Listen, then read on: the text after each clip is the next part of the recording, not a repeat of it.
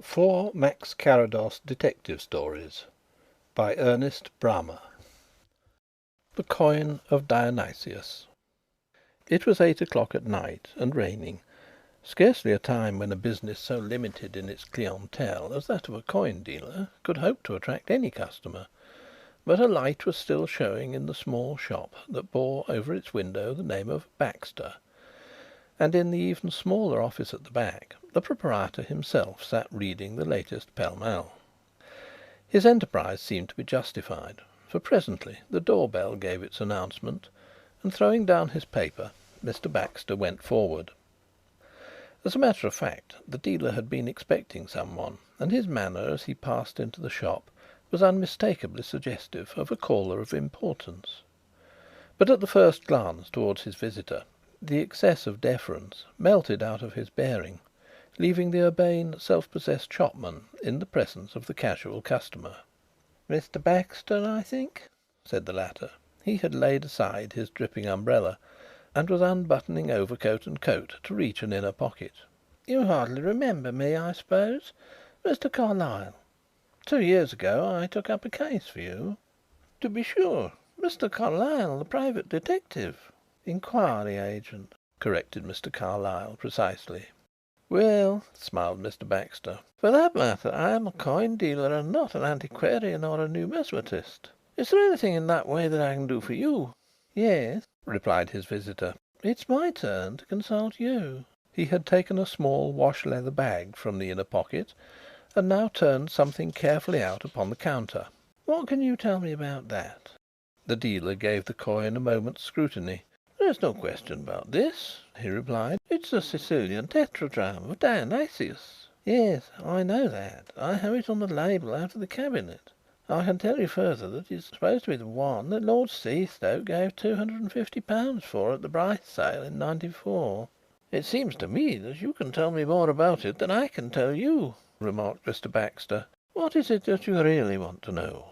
"I want to know," replied Mr. Carlyle, "whether it's genuine or not." "Has any doubt been cast upon it?" "Certain circumstances raised a suspicion. That's all."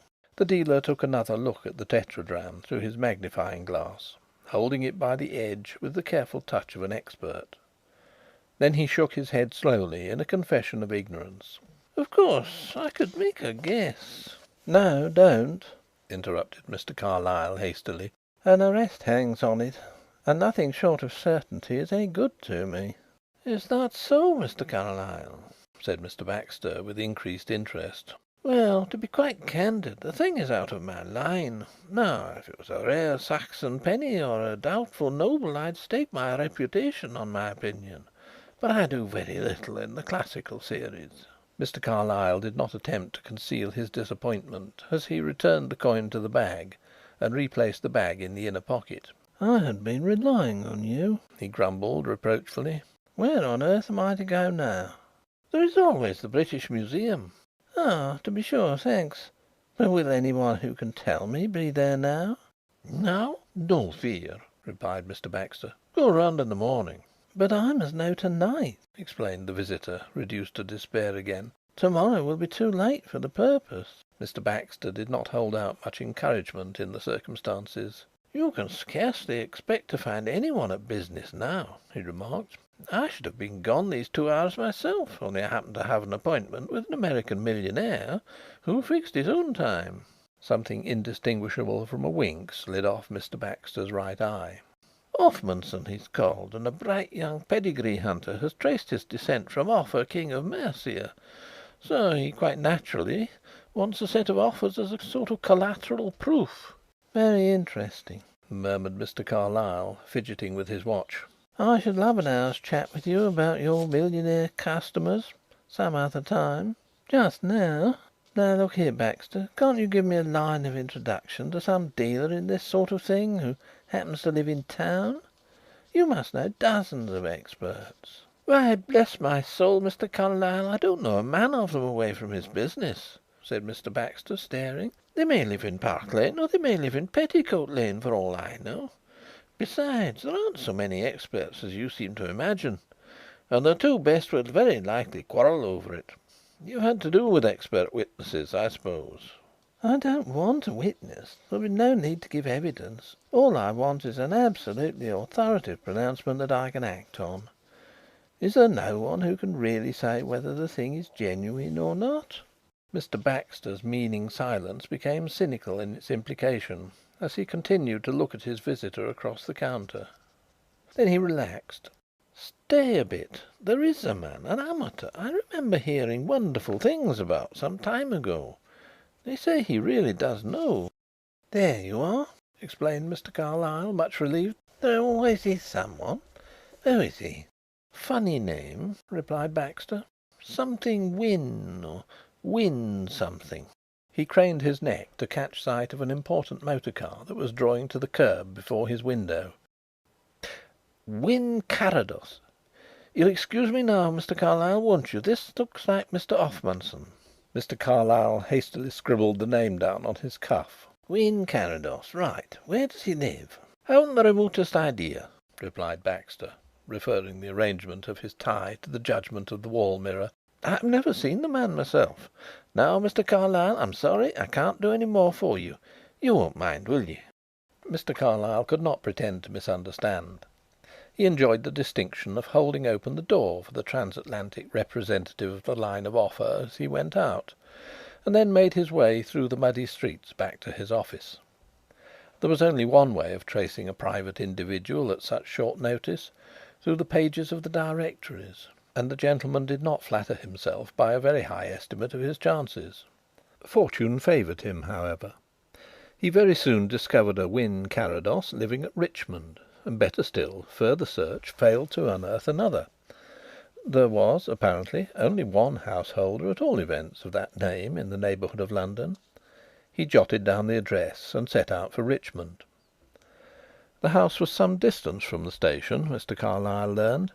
He took a taxicab and drove, dismissing the vehicle at the gate. He prided himself on his power of observation and the accuracy of his deductions, which resulted from it, a detail of his business. "It's nothing more than using one's eyes and putting two and two together," he would modestly declare, when he wished to be deprecatory rather than impressive. By the time he had reached the front door of The Turrets, he had formed some opinion of the position and tastes of the people who lived there. A manservant admitted Mr. Carlyle and took his card, his private card, with the bare request for an interview that would not detain Mr. Carrados for 10 minutes. Luck still favoured him. Mr. Carrados was at home and would see him at once. The servant, the hall through which they passed, and the room into which he was shown, all contributed something to the deductions which the quietly observant gentleman was half unconsciously recording. "Mr. Carlyle," announced the servant. The room was a library or study. The only occupant, a man of about Carlyle's own age, had been using a typewriter up to the moment of his visitor's entrance. He now turned and stood up with an expression of formal courtesy. "It's very good of you to see me at this hour," apologised Mr. Carlyle. The conventional expression of Mr. Carrados's face changed a little. "Surely my man has got your name wrong," he explained. "Isn't it Louis Calling?" Mr. Carlyle stopped short, and his agreeable smile gave place to a sudden flash of anger or annoyance. "No, sir," he replied stiffly. "My name is on the card which you have before you." "I beg your pardon," said Mr. Carrados, with perfect good humour. "I hadn't seen it. But I used to know a Calling some years ago, at St. Michael's." "St. Michael's?" Mr. Carlyle's features underwent another change, no less instant and sweeping than before. "St. Michael's? Wynn Carrados? Good heavens, it isn't Max Wynn? Old Winning Wynn?" "A little older and a little fatter, yes," replied Carrados. "I have changed my name, you see." "Extraordinary thing, meeting like this," said his visitor, dropping into a chair and staring hard at Mr. Carrados. "I have changed more than my name. How did you recognise me?" "The voice," replied Carrados. "It took me back to that little smoke-dried attic den of yours where we..." "My God!" exclaimed Carlyle bitterly. "Don't remind me of what we were going to do in those days." He looked round the well-furnished, handsome room and recalled other signs of wealth that he had noticed. At all events, you seem fairly comfortable, Wynne." "I am alternately envied and pitied," replied Carrados, with a placid tolerance of circumstance that seemed characteristic of him. "Still, as you say, I am fairly comfortable." "Envied I can understand. But why are you pitied?" "Because I am blind," was the tranquil reply. "Blind!" exclaimed Mr. Carlyle, using his own eyes superlatively. "Do you mean literally blind?" "Literally. I was riding along a bridle path through a wood about a dozen years ago with a friend. He was in front. At one point a twig sprang back. You know how easily a thing like that happens. It just flicked my eye. Nothing to think twice about." "And that blinded you?" "Yes, ultimately. It's called amaurosis." "I can scarcely believe it. You seem so sure and self reliant. Your eyes are full of expression, only a little quieter than they used to be. I believe you were typing when I came. Aren't you having me?" "You miss the dog and the stick?" smiled Carrados. "No, it's a fact." "What an awful affliction for you, Max. You were always such an impulsive, reckless sort of fellow, never quiet. You must miss such a fearful lot." "Has anyone else recognised you?" asked Carrados quietly. "Ah, that was the voice, you said," replied Carlyle. "Yes, but other people hear the voice as well. Only I had no blundering, self confident eyes to be hoodwinked." "That's a rum way of putting it," said Carlyle. "Are your ears never hoodwinked, may I ask?" "Not now. Nor my fingers. Nor any of my other senses that have to look out for themselves." "Well, well," murmured Mr. Carlyle, cut short in his sympathetic emotions. "I'm glad you take it so well. Of course, if you find it an advantage to be blind, old man—" He stopped and reddened. "I beg your pardon," he concluded stiffly. "Not an advantage, perhaps," replied the other thoughtfully. "Still, it has its compensations that one might not think of. A new world to explore, new experiences, new powers awakening, strange new perceptions, life in the fourth dimension. But why do you beg my pardon, Louis?" "I'm an ex solicitor, struck off in connection with the falsifying of a trust account, Mr. Carrados," replied Carlyle, rising. "Sit down, Louis," said Carrados suavely. His face, even his incredibly living eyes, beamed placid good nature. "The chair on which you will sit, the roof above you, all the comfortable surroundings to which you have so amiably alluded, are the direct result of falsifying a trust account. But do I call you Mr. Carlyle in consequence? Certainly not, Louis." "I did not falsify the account," cried Carlyle hotly. He sat down, however, and added more quietly: "But why do I tell you all this? I've never spoken of it before." "Blindness invites confidence," replied Carrados. "We are out of the running. Human rivalry ceases to exist. Besides, why shouldn't you? In my case the account was falsified." "Of course that's all bunkum, Max," commented Carlyle. "Still, I appreciate your motive." "Practically everything I possess was left to me by an American cousin, on the condition that I took the name of Carrados. He made his fortune by an ingenious conspiracy of doctoring the crop reports and unloading favourably in consequence, and I need hardly remind you that the receiver is equally guilty with the thief." "But twice as safe. I know something of that, Max. Have you any idea what my business is?" "You shall tell me," replied Carrados. "I run a private inquiry agency. When I lost my profession I had to do something for a living. This occurred. I dropped my name, changed my appearance, and opened an office. I knew the legal side down to the ground, and I got a retired Scotland Yard man to organise the outside work." "Excellent!" cried Carrados. "Do you unearth many murders?" "No," admitted Mr. Carlyle. "Our business lies mostly on the conventional lines among divorce and defalcation." "That's a pity," remarked Carrados. "Do you know, Louis, I always had a secret ambition to be a detective myself. I have even thought lately that I might still be able to do something at it if the chance came my way.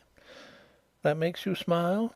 "Well, certainly the idea—" "Yes, the idea of a blind detective, the blind tracking the alert." Of course, as you say, certain facilities are no doubt quickened," Mr. Carlyle hastened to add considerately, "but seriously, with the exception of an artist, I don't suppose there is any man who is more utterly dependent on his eyes." Whatever opinion Carrados might have held privately, his genial exterior did not betray a shadow of dissent. For a full minute he continued to smoke, as though he derived an actual visual enjoyment from the blue sprays that travelled and dispersed across the room. He had already placed before his visitor a box containing cigars of a brand which that gentleman keenly appreciated but generally regarded as unattainable, and the matter-of-fact ease and certainty with which the blind man had brought the box and put it before him had sent a questioning flicker through Carlyle's mind. "You used to be rather fond of art yourself, Louis," he remarked presently. "Give me your opinion of my latest purchase, the bronze lion on the cabinet there." Then, as Carlyle's gaze went about the room, he added quickly, "No, not that cabinet. The one on your left." Carlyle shot a sharp glance at his host as he got up, but Carrados's expression was merely benignly complacent. Then he strolled across to the figure. "Very nice," he admitted. "Late Flemish, isn't it?" "No, it's a copy of Vidal's Roaring Lion." "Vidal?" "A French artist." The voice became indescribably flat. "He, also, had the misfortune to be blind, by the way." "You old humbug, Max!" shrieked Carlyle. "You've been thinking that out for the last 5 minutes." Then the unfortunate man bit his lip and turned his back towards his host. "Do you remember how we used to pile it up on that obtuse ass Saunders and then roast him?" asked Carrados, ignoring the half-smothered exclamation with which the other man had recalled himself. "Yes," replied Carlyle quietly. "This is very good," he continued, addressing himself to the bronze again. "However did he do it?" "With his hands." "Naturally. But I mean, how did he study his model?" "Also with his hands. He called it seeing near." "Even with a lion? Handled it?" "In such cases he required the service of a keeper who brought the animal to bay while Vidal exercised his own particular gifts. You don't feel inclined to put me on the track of a mystery, Louis?" Unable to regard this request as anything but one of old Max's unquenchable pleasantries, Mr. Carlyle was on the point of making a suitable reply, when a sudden thought caused him to smile knowingly. Up to that point he had indeed completely forgotten the object of his visit. Now that he remembered the doubtful Dionysius and Baxter's recommendation, he immediately assumed that some mistake had been made. Either Max was not the Wynn Carrados he had been seeking, or else the dealer had been misinformed, for although his host was wonderfully expert in the face of his misfortune, it was inconceivable that he could decide the genuineness of a coin without seeing it. The opportunity seemed a good one of getting even with Carrados by taking him at his word. "Yes," he accordingly replied, with crisp deliberation, as he recrossed the room. "Yes, I will, Max. Here is the clue to what seems to be a rather remarkable fraud." He put the tetradrachm into his host's hand. "What do you make of it?" For a few seconds Carrados handled the piece with the delicate manipulation of his finger tips, while Carlyle looked on with a self-appreciative grin. Then, with equal gravity, the blind man weighed the coin in the balance of his hand. Finally he touched it with his tongue. "Well?" demanded the other. "Of course I have not much to go on, and if I was more fully in your confidence I might come to another conclusion." "Yes, yes," interposed Carlyle, with amused encouragement. "Then I should advise you to arrest the parlour-maid, Nina Brun, communicate with the police authorities of Padua for particulars of the career of Helene Brunelleschi, and suggest to Lord Seastoke that he should return to London to see what further depredations have been made in his cabinet." Mr. Carlyle's groping hand sought and found a chair, on to which he dropped blankly. His eyes were unable to detach themselves for a single moment from the very ordinary spectacle of Mr. Carrados's mildly benevolent face, while the sterilised ghost of his now forgotten amusement still lingered about his features. "Good heavens!" he managed to articulate. "How do you know?" "Isn't that what you wanted of me?" asked Carrados suavely.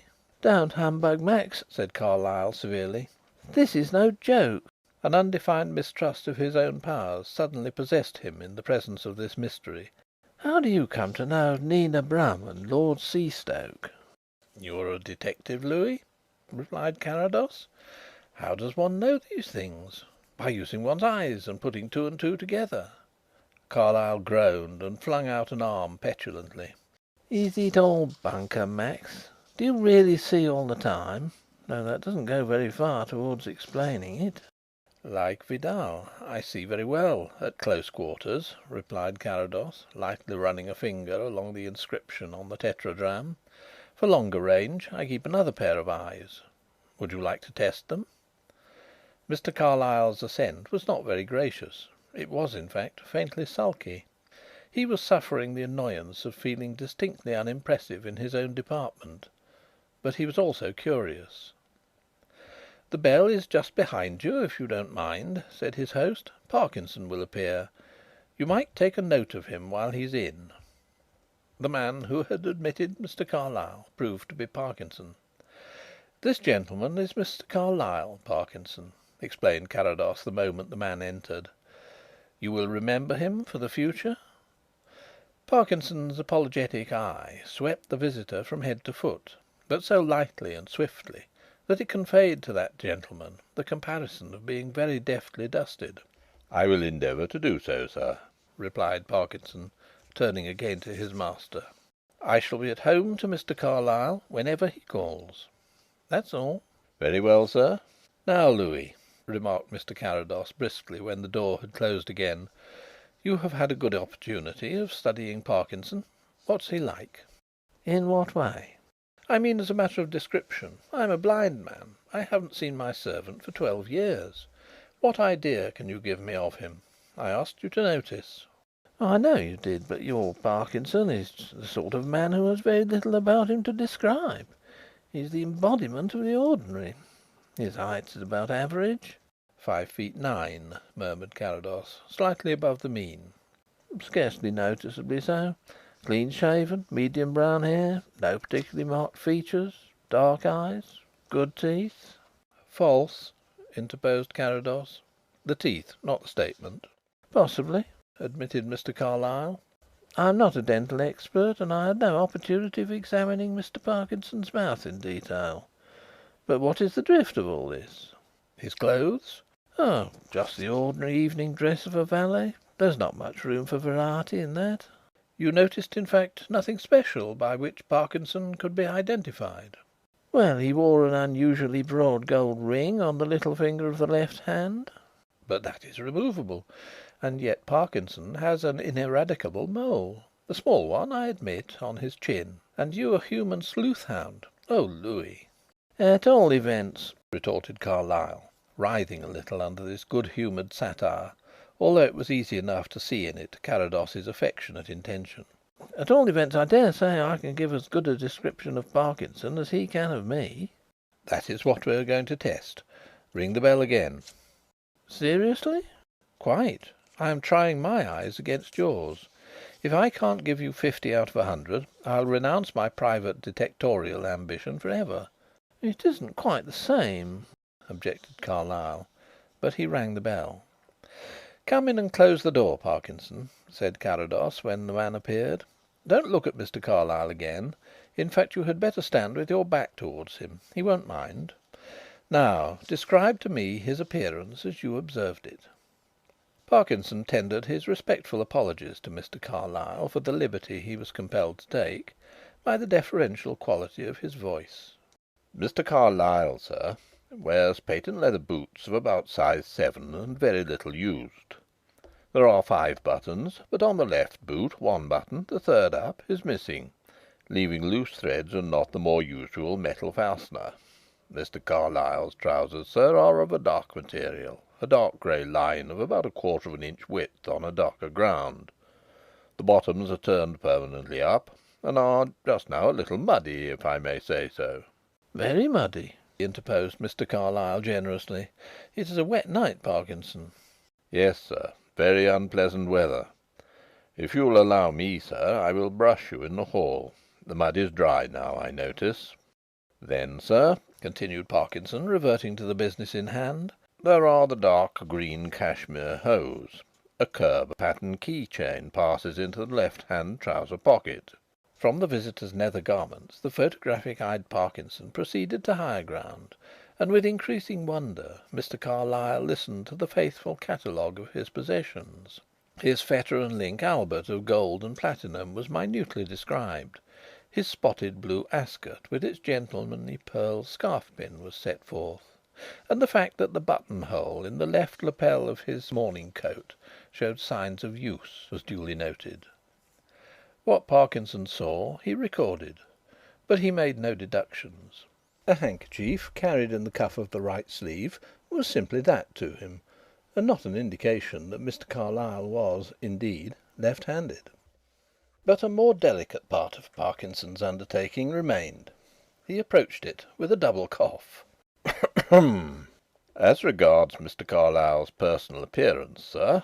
"No, enough," cried the gentleman concerned hastily. "I'm more than satisfied. You are a keen observer, Parkinson." "I have trained myself to suit my master's requirements, sir," replied the man. He looked towards Mr. Carrados, received a nod, and withdrew. Mr. Carlyle was the first to speak. "That man of yours would be worth £5 a week to me, Max," he remarked thoughtfully. "But of course—" "I don't think that he would take it," replied Carrados in a voice of equally detached speculation. "He suits me very well. But you have the chance of using his services indirectly." "You still mean that? Seriously?" "I notice in you a chronic disinclination to take me seriously, Louis. It really is, to an Englishman, almost painful. Is there something inherently comic about me, or the atmosphere of the turrets?" "No, my friend," replied Mr. Carlyle. "but there is something essentially prosperous. That's what points to the improbable. Now, what is it?"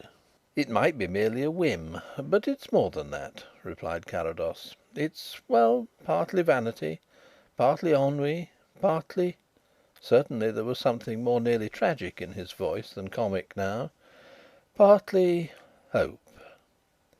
Mr. Carlyle was too tactful to pursue the subject. "Those are three tolerable motives," he acquiesced. "I'll do anything you want, Max, on one condition." "Agreed. And it is?" "That you tell me how you knew so much of this affair." He tapped the silver coin which lay on the table near them. "I'm not easily flabbergasted," he added. "You won't believe that there's nothing to explain, that it was purely second sight?" "No," replied Carlyle tersely. "I won't." "You're quite right. And yet the thing is very simple." "They always are, when you know," soliloquised the other. "That's what makes them so confoundedly difficult when you don't." "Here is this one, then. In Padua, which seems to be regaining its old reputation as the birthplace of spurious antiques, by the way, there lives an ingenious craftsman named Pietro Stelli. This simple soul, who possesses a talent not inferior to that of Cavino at his best, has for many years turned his hand to the not unprofitable occupation of forging rare Greek and Roman coins. As a collector and student of certain Greek colonials, and a specialist in forgeries, I have been familiar with Stelli's workmanship for years.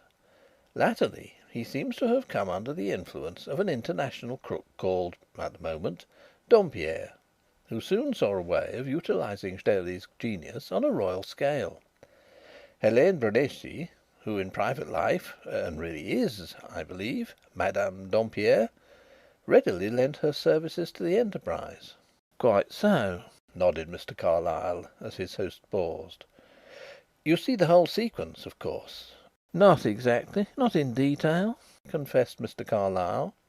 "Dompierre's idea was to gain access to some of the most celebrated cabinets of Europe, and substitute Stelli's fabrications for the genuine coins. The princely collection of rarities that he would thus amass might be difficult to dispose of safely, but I have no doubt that he had matured his plans. Hélène, in the person of Nina Brun, an anglicised French parlour maid, a part which she fills to perfection, was to obtain wax impressions of the most valuable pieces, and to make the exchange when the counterfeits reached her. In this way it was obviously hoped that the fraud would not come to light until long after the real coins had been sold, and I gather that she has already done her work successfully in general houses. Then, impressed by her excellent references and capable manner, my housekeeper engaged her, and for a few weeks she went about her duties here. It was fatal to this detail of the scheme, however, that I have the misfortune to be blind. I am told that Helene has so innocently angelic a face as to disarm suspicion, but I was incapable of being impressed, and that good material was thrown away. But one morning my material fingers, which of course knew nothing of Helene's angelic face, discovered an unfamiliar touch about the surface of my favourite Euclides, and although there was doubtless nothing to be seen, my critical sense of smell reported that wax had recently been pressed against it. I began to make discreet inquiries, and in the meantime my cabinets went to the local bank for safety. Helene countered by receiving a telegram from Angers, calling her to the deathbed of her aged mother. The aged mother succumbed, duly compelled Helene to remain at the side of her stricken patriarchal father, and doubtless The Turrets was written off the syndicate's operations as a bad debt." "Very interesting," admitted Mr. Carlyle. "But at the risk of seeming obtuse," his manner had become delicately chastened, "I must say that I fail to trace the inevitable connection between Nina Brun and this particular forgery, assuming that it is a forgery." "Set your mind at rest about that, Louis," replied Carrados. "It is a forgery, and it is a forgery that none but Pietro Stelli could have achieved. That is the essential connection. Of course there are accessories. A private detective coming urgently to see me with a notable tetradrachm in his pocket, which he announces to be the clue to a remarkable fraud well, really, Louis, one scarcely needs to be blind to see through that." "And Lord Seastoke? I suppose you happened to discover that Nina Brun had gone there?" "No, I cannot claim to have discovered that, or I should certainly have warned him at once when I found out, only recently, about the gang. As a matter of fact, the last information I had of Lord Seastoke was a line in yesterday's Morning Post to the effect that he was still at Cairo. But many of these pieces," he brushed his finger almost lovingly across the vivid chariot race that embellished the reverse of the coin, and broke off to remark: "You really ought to take up the subject, Louis. You have no idea how useful it might prove to you some day." "I really think I must," replied Carlyle grimly. £250 the original of this one cost, I believe." "Cheap, too. It would make £500 in New York to day. As I was saying, many are literally unique.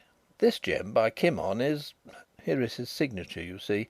Peter is particularly good at lettering, and as I handled the genuine tetradrachm about 2 years ago, when Lord Seastoke exhibited it at a meeting of our society in Albemarle Street, there is nothing at all wonderful in my being able to fix the locale of your mystery. Indeed, I feel that I ought to apologize for it all being so simple." "I think," remarked Mr. Carlyle, critically examining the loose threads on his left boot, "that the apology on that head would be more appropriate from me." End of The Coin of Dionysius. 2. The Knight's Cross Signal Problem. "Louis," exclaimed Mr. Carrados, with the air of genial gaiety that Carlyle had found so incongruous to his conception of a blind man, "you have a mystery somewhere about you. I know it by your step."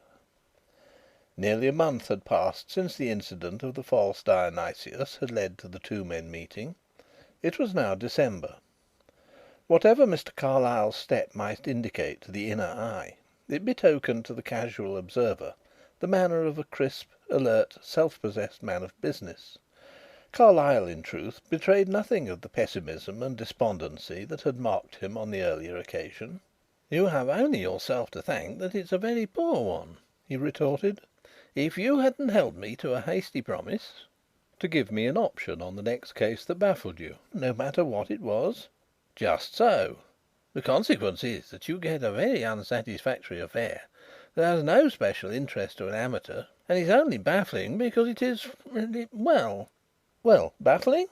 "Exactly, Max. Your would-be jest has discovered the proverbial truth. I need hardly tell you that it is only the insoluble that is finally baffling, and this is very probably insoluble. You remember the awful smash on the Central and Suburban at Knight's Cross Station a few weeks ago?" "Yes," replied Carrados, with interest. "I read the whole ghastly details at the time." "You read?" exclaimed his friend suspiciously. "I still use the familiar phrases," explained Carrados, with a smile. "As a matter of fact, my secretary reads to me.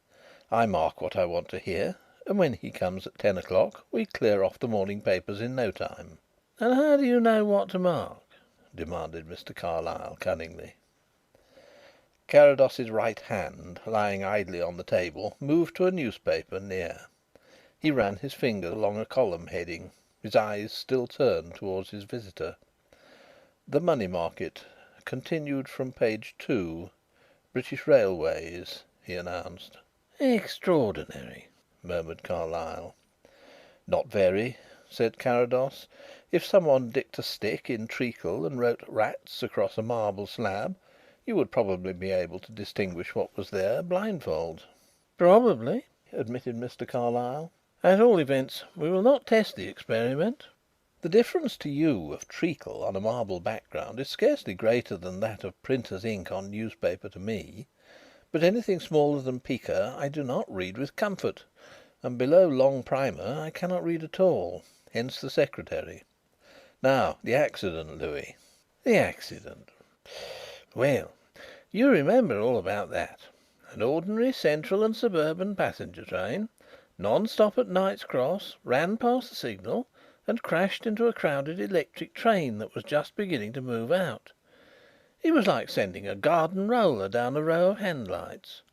2 carriages of the electric train were flattened out of existence. The next 2 were broken up. For the first time on an English railway there was a good stand-up smash between a heavy steam engine and a train of light cars, and it was bad for the coup." 27 killed, 40 something injured. 8 died since," commented Carrados.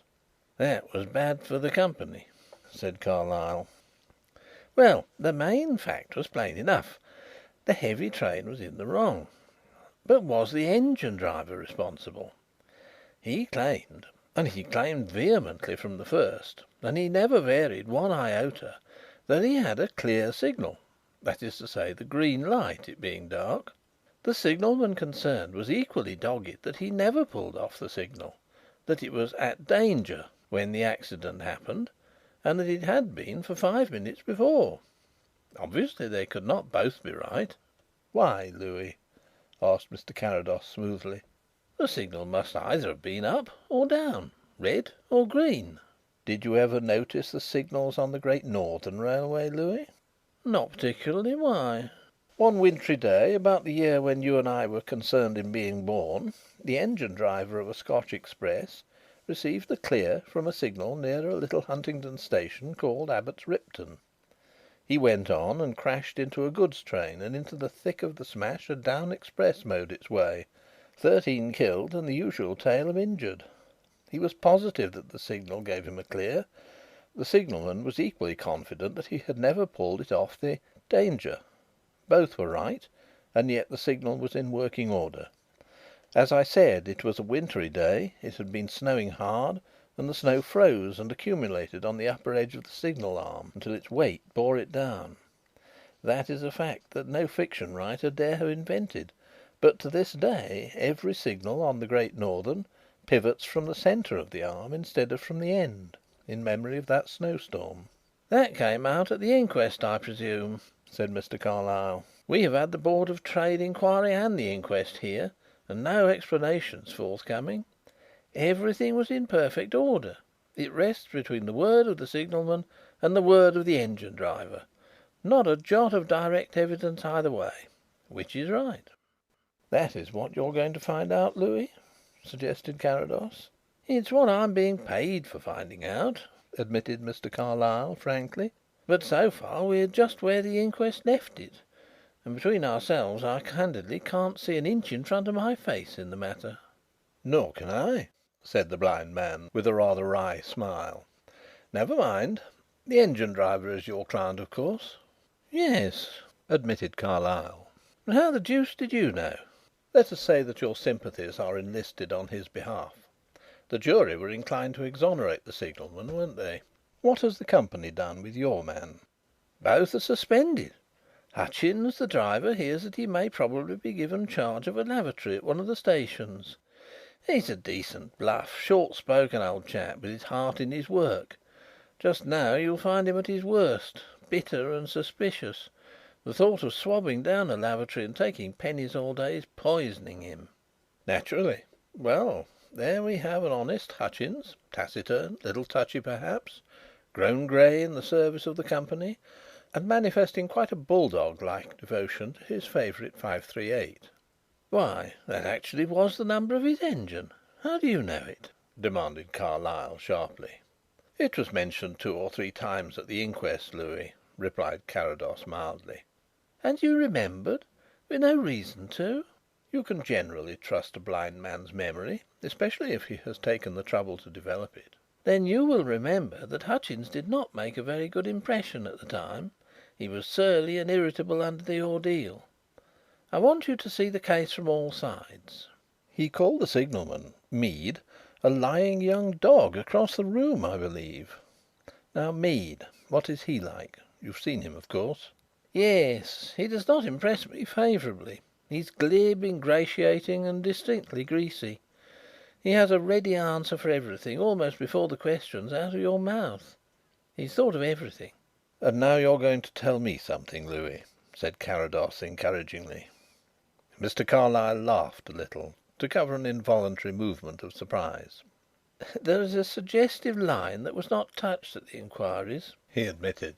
"Hutchins has been a saving man all his life and he's received good wages. Among his class he's regarded as wealthy. I dare say that he has £500 in the bank. He's a widower with one daughter, a very nice mannered girl of about 20. Mead's a young man and he and the girl are sweethearts. Have been informally engaged for some time. But old Hutchins would not hear of it. He seems to have taken a dislike to the signalman from the first, and latterly he had forbidden him to come to his house or his daughter to speak to him." "Excellent, Louis," cried Carrados in great delight. "We shall clear your man in a blaze of red and green lights yet, and hang the glib, greasy signalman from his own signal post." "It is a significant fact? Seriously?" "It is absolutely convincing." "It may have been a slip, a mental lapse on Mead's part which he discovered the moment it was too late, and then, being too cowardly to admit his fault, and having so much at stake, he took care to make detection impossible. It may have been that, but my idea is rather that probably it was neither quite pure accident nor pure design. I can imagine Mead meanly pluming himself over the fact that the life of this man who stands in his way and whom he must cordially dislike lies in his power. I can imagine the idea becoming an obsession as he dwells on it. A dozen times with his hand on the lever he lets his mind explore the possibilities of a moment's defection. Then one day he pulls the signal off in sheer bravado and hastily puts it at danger again. He may have done it once or he may have done it oftener before he was caught in a fatal moment of irresolution. The chances are about even that the engine driver would be killed. In any case he'd be disgraced, for it's easier on the face of it to believe that a man might run past a danger signal in absent-mindedness without noticing it, than that a man should pull off a signal and replace it without being conscious of his actions." "The fireman was killed. Does your theory involve the certainty of the fireman being killed, Louis?" "No," said Carlyle. "The fireman's a difficulty. But looking at it from Mead's point of view, whether he's been guilty of an error or a crime, it resolves itself into this. First, the fireman may be killed. Second, he may not notice the signal at all. Third, in any case he will loyally corroborate his driver, and a good old jury will discount that." Carrados smoked thoughtfully, his open, sightless eyes merely appearing to be set in a tranquil gaze across the room. "It would not be an improbable explanation," he said presently, 99 men out of 100 would say people do not do these things. But you and I, who have in our different ways studied criminology, know that they sometimes do, or else there would be no curious crimes. What have you done on that line?" To anyone who could see, Mr. Carlyle's expression conveyed an answer. "You're behind the scenes, Max. What was there for me to do? Still, I must do something for my money. Well, I've had a very close inquiry made confidentially among the men. There might be a whisper of one of them knowing more than had come out, a man restrained by friendship or enmity or even grade jealousy. Nothing came of that. Then there was the remote chance that some private person had noticed the signal without attaching any importance to it then. One who would be able to identify it still by something associated with the time. I went over the line myself. Opposite the signal, the line on one side is shut in by a high blank wall. On the other side are houses. But coming below the butt end of a scullery, the signal doesn't happen to be visible from any road or any window." "My poor Louis," said Carrados in friendly ridicule, "you were at the end of your tether." "I was," admitted Carlyle. "And now that you know the sort of job it is, I don't suppose that you're keen on wasting your time over it." "That would hardly be fair, would it?" said Carrados reasonably. "No, Louis, I will take over your honest old driver and your greasy young signalman and your fatal signal that cannot be seen from anywhere."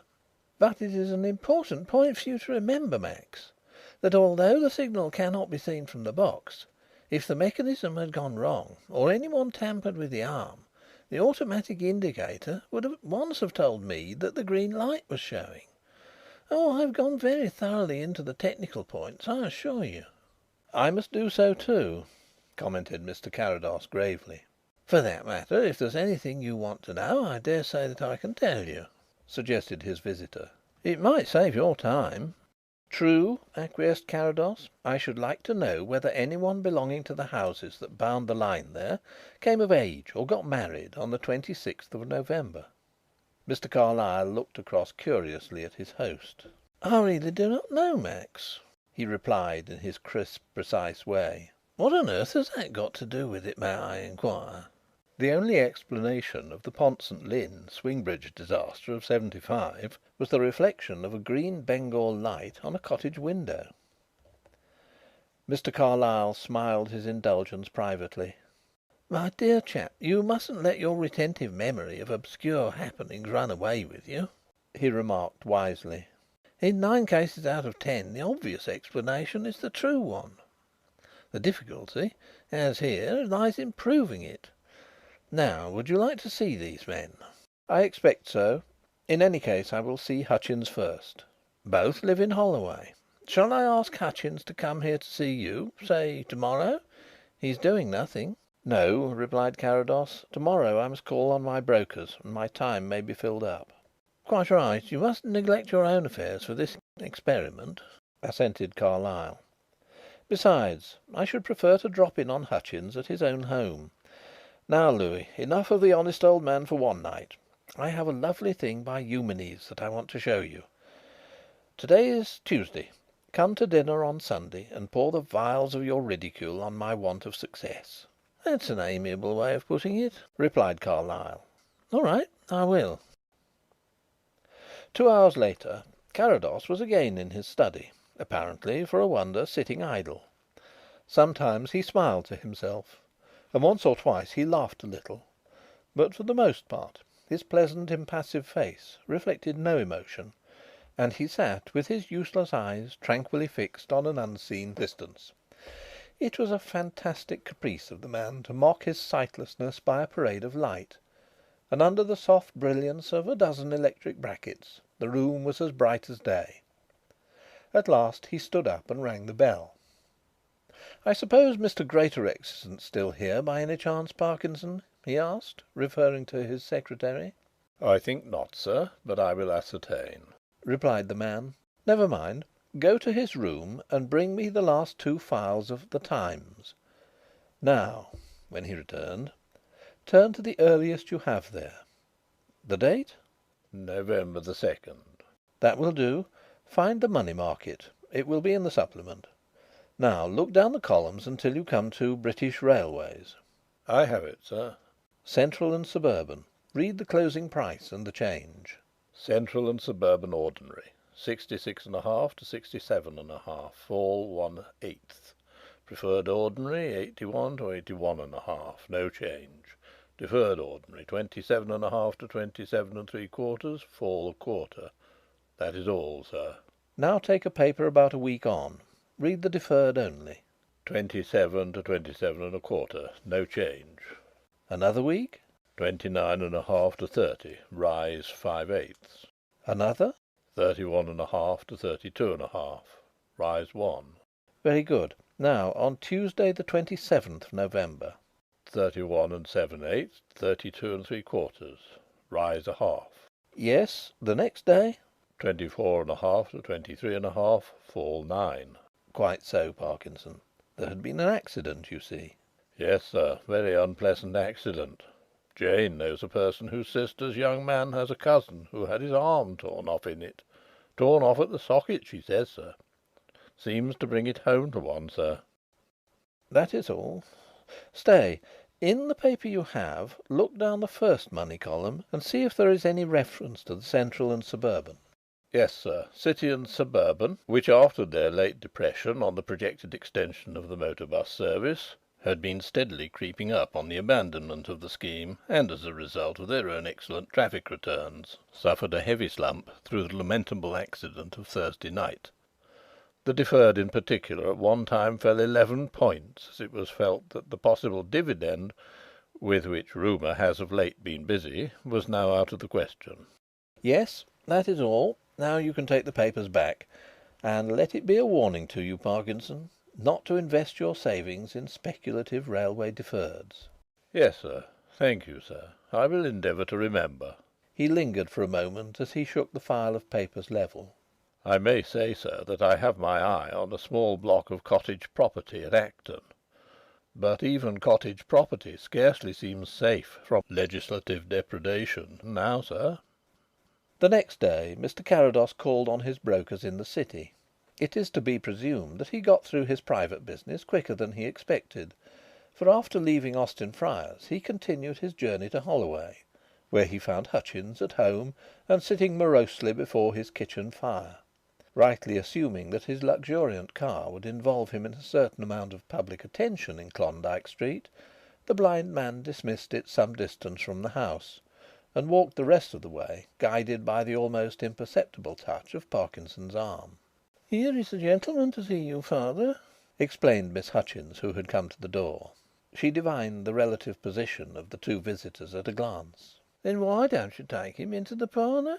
grumbled the ex-driver. His face was a testimonial of hard work and general sobriety, but at the moment one might hazard from his voice and manner that he had been drinking earlier in the day. "I don't think the gentleman would be impressed by the difference between our parlour and our kitchen," replied the girl quaintly. "And it is warmer here." "What's the matter with the parlour now?" demanded her father sourly. "It was good enough for your mother and me. It used to be good enough for you. There is nothing the matter with it, nor with the kitchen either." She turned impassively to the two who had followed her along the narrow passage. "Will you go in, sir?" "I don't want to see no gentleman," cried Hutchins noisily, "unless—" His manner suddenly changed to one of pitiable anxiety. "Unless you're from the company, sir, to—" "No, I have come on Mr. Carlyle's behalf," replied Carrados, walking to a chair as though he moved by a kind of instinct. Hutchins laughed his wry contempt. "Mr. Carlyle," he reiterated. "Mr. Carlyle, a fat lot of good he's been. Why don't he do something for his money?" "He has," replied Carrados, with imperturbable good humour. "He has sent me. Now, I want to ask you a few questions." "A few questions!" roared the irate man. "Why, blast it, I've done nothing else but answer questions for a month. I didn't pay Mr. Carlyle to ask me questions. I can get enough of that for nixes. Why don't you go and ask Mr. Herbert Ananias Mead your few questions? Then you might find out something." There was a slight movement by the door, and Carrados knew that the girl had quietly left the room. "You saw that, sir?" demanded the father, diverted to a new line of bitterness. You saw that girl, my own daughter, that I've worked for all her life?" "No," replied Carrados. "That girl that's just gone out. She's my daughter," explained Hutchins. "I know, but I did not see her. I see nothing. I am blind." "Blind!" exclaimed the old fellow, sitting up in startled wonderment. "You mean it, sir? You walk all right and you look at me as if you saw me. You're kidding, surely?" "No," smiled Carrados. "It is quite right." "Then it's a funny business, sir. You what are blind expecting to find something that those with their eyes couldn't," ruminated Hutchins sagely. "There are things that you can't see with your eyes, Hutchins." "Perhaps you're right, sir. Well, what is it you want to know?" "Light a cigar first," said the blind man, holding out his case and waiting until the various sounds told him that his host was smoking contentedly. "The train you were driving at the time of the accident was the 6:27 from Notcliff. It stopped everywhere until it reached Lambeth Bridge, the chief London station on your line. There it became something of an express, and leaving Lambeth Bridge at 7:11 should not stop again until it fetched Swanstead-on-Thames, 11 miles out, at 7:34. Then it stopped on and off from Swanstead to Ingerfield, the terminus of that branch, which it reached at 8:05. Hutchins nodded, and then, remembering, said: "That's right, sir." "That was your business all day, running between Notcliff and Ingerfield?"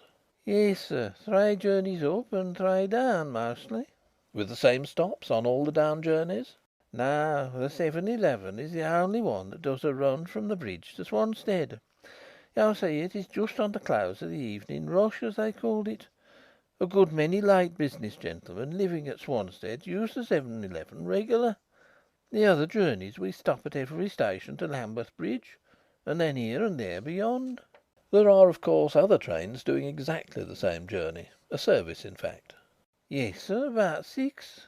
"And do any of those, say during the rush, do any of those run non stop from Lambeth to Swanstead?" Hutchins reflected a moment.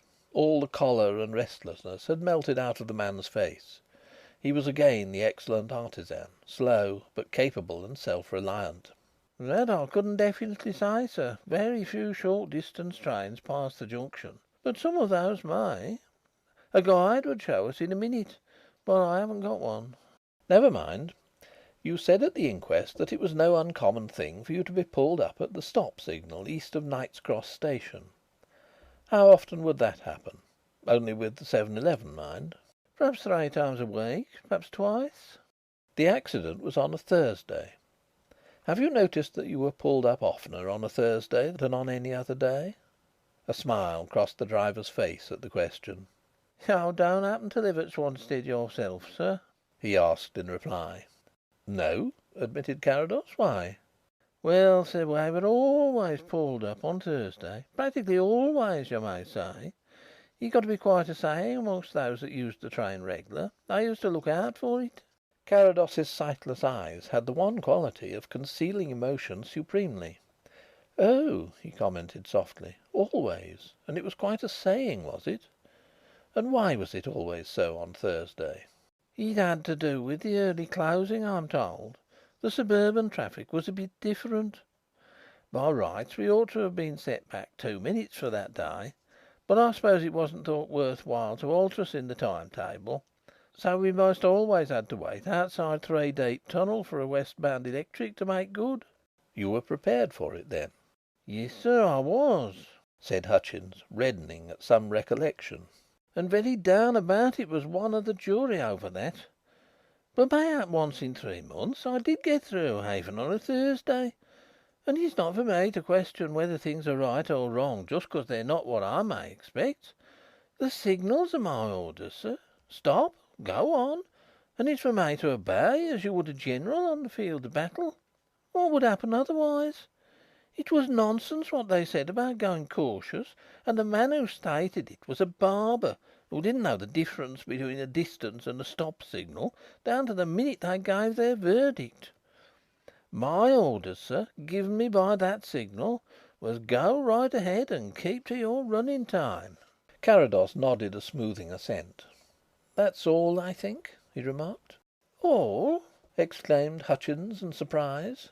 "Why, sir, you can't have got much of an idea of it yet." "Quite enough. And I know it isn't pleasant for you to be taken along the same ground over and over again." The man moved awkwardly in his chair and pulled nervously at his grizzled beard. "You mustn't take any notice of what I said just now, sir," he apologised. "You somehow make me feel that something might come of it. But I've been badgered about and accused and cross-examined from one to another of 'em these weeks till it fair makes me bitter against everything. And now they talk of putting me in a lavatory, me that has been with the company for 45 years, and on the footplate 32, a man suspected of running past a danger signal." "You have had a rough time, Hutchins. You will have to exercise your patience a little longer yet," said Carrados sympathetically. "You think something might come of it, sir? You think you'll be able to clear me?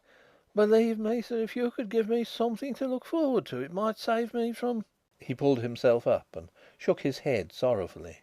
"I've been near it," he added simply.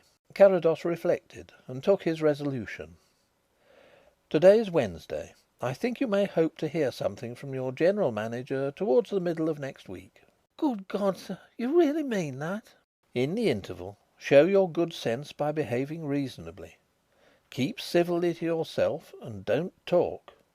Above all," he nodded towards a quart jug that stood on the table between them, an incident that filled the simple-minded engineer with boundless wonder when he recalled it afterwards, "above all, leave that alone." Hutchins snatched up the vessel and brought it crashing down on the hearthstone, his face shining with a set resolution. "I've done with it, sir. It was the bitterness and despair as drove me to that. Now I can do without it." The door was hastily opened, and Miss Hutchins looked anxiously from her father to the visitors and back again. "Oh, whatever is the matter?" she exclaimed. "I heard a great crash." "This gentleman is going to clear me, Meg, my dear," blurted out the old man irrepressibly. "And I've done with the drink for ever." "Hutchins, Hutchins," said Carrados warningly. "My daughter, sir, you wouldn't have her not know," pleaded Hutchins, rather crestfallen. "He won't go any further." Carrados laughed quietly to himself as he felt Margaret Hutchins' startled and questioning eyes attempting to read his mind. He shook hands with the engine driver without further comment, however, and walked out into the commonplace little street under Parkinson's unobtrusive guidance. "Very nice of Miss Hutchins to go into half mourning, Parkinson," he remarked as they went along. "Thoughtful and yet not ostentatious." Yes, sir," agreed Parkinson, who had long ceased to wonder at his master's perceptions. "The Romans, Parkinson, had a saying to the effect that gold carries no smell. That is a pity sometimes. What jewellery did Miss Hutchins wear?" "Very little, sir. A plain gold brooch representing a merry thought, the merry thought of a sparrow, I should say, sir. The only other article was a smooth-backed gun-metal watch suspended from a gun-metal bow." "Nothing showy or expensive, eh?" "Oh dear no, sir. Quite appropriate for a young person of her position." "Just what I should have expected." He slackened his pace. "We are passing a hoarding, are we not?" "Yes, sir." "We will stand here a moment. Read me the letterpress of the poster before us." "This Oxo one, sir?" "Yes." "Oxo, sir?" Carrados was convulsed with silent laughter. Parkinson had infinitely more dignity, and conceded merely a tolerant recognition of the ludicrous. "That was a bad shot, Parkinson," remarked his master when he could speak. "We will try another." For 3 minutes, with scrupulous conscientiousness on the part of the reader, and every appearance of keen interest on the part of the hearer, there were set forth the particulars of a sale by auction of superfluous timber and builders' material. "That will do," said Carrados, when the last detail had been reached. "We can be seen from the door of number 107 still?" "Yes, sir." "No indication of anyone coming to us from there?" "No, sir." Carrados walked thoughtfully on again. In the Holloway Road they rejoined the waiting motor car. "Lambeth Bridge Station," was the order the driver received. From the station the car was sent on home, and Parkinson was instructed to take 2 first-class singles for Richmond, which could be reached by changing at Stafford Road. The evening rush had not yet commenced, and they had no difficulty in finding an empty carriage when the train came in. Parkinson was kept busy that journey describing what he saw at various points between Lambeth Bridge and Knight's Cross. For a quarter of a mile, Carrados's demands on the eyes and the memory of his remarkable servant were wide and incessant. Then his questions ceased. They had passed the stop signal east of Knight's Cross Station. The following afternoon they made the return journey as far as Knight's Cross. This time, however, the surroundings failed to interest Carrados. "We are going to look at some rooms," was the information he offered on the subject, and an imperturbable "Yes, sir," had been the extent of Parkinson's comment on the unusual proceeding. After leaving the station they turned sharply along a road that ran parallel with the line, a dull thoroughfare of substantial elderly houses that were beginning to sink into decrepitude. Here and there a corner residence displayed the brass plate of a professional occupant, but for the most part they were given up to the various branches of second-rate apartment letting. "The third house after the one with the flagstaff," said Carrados.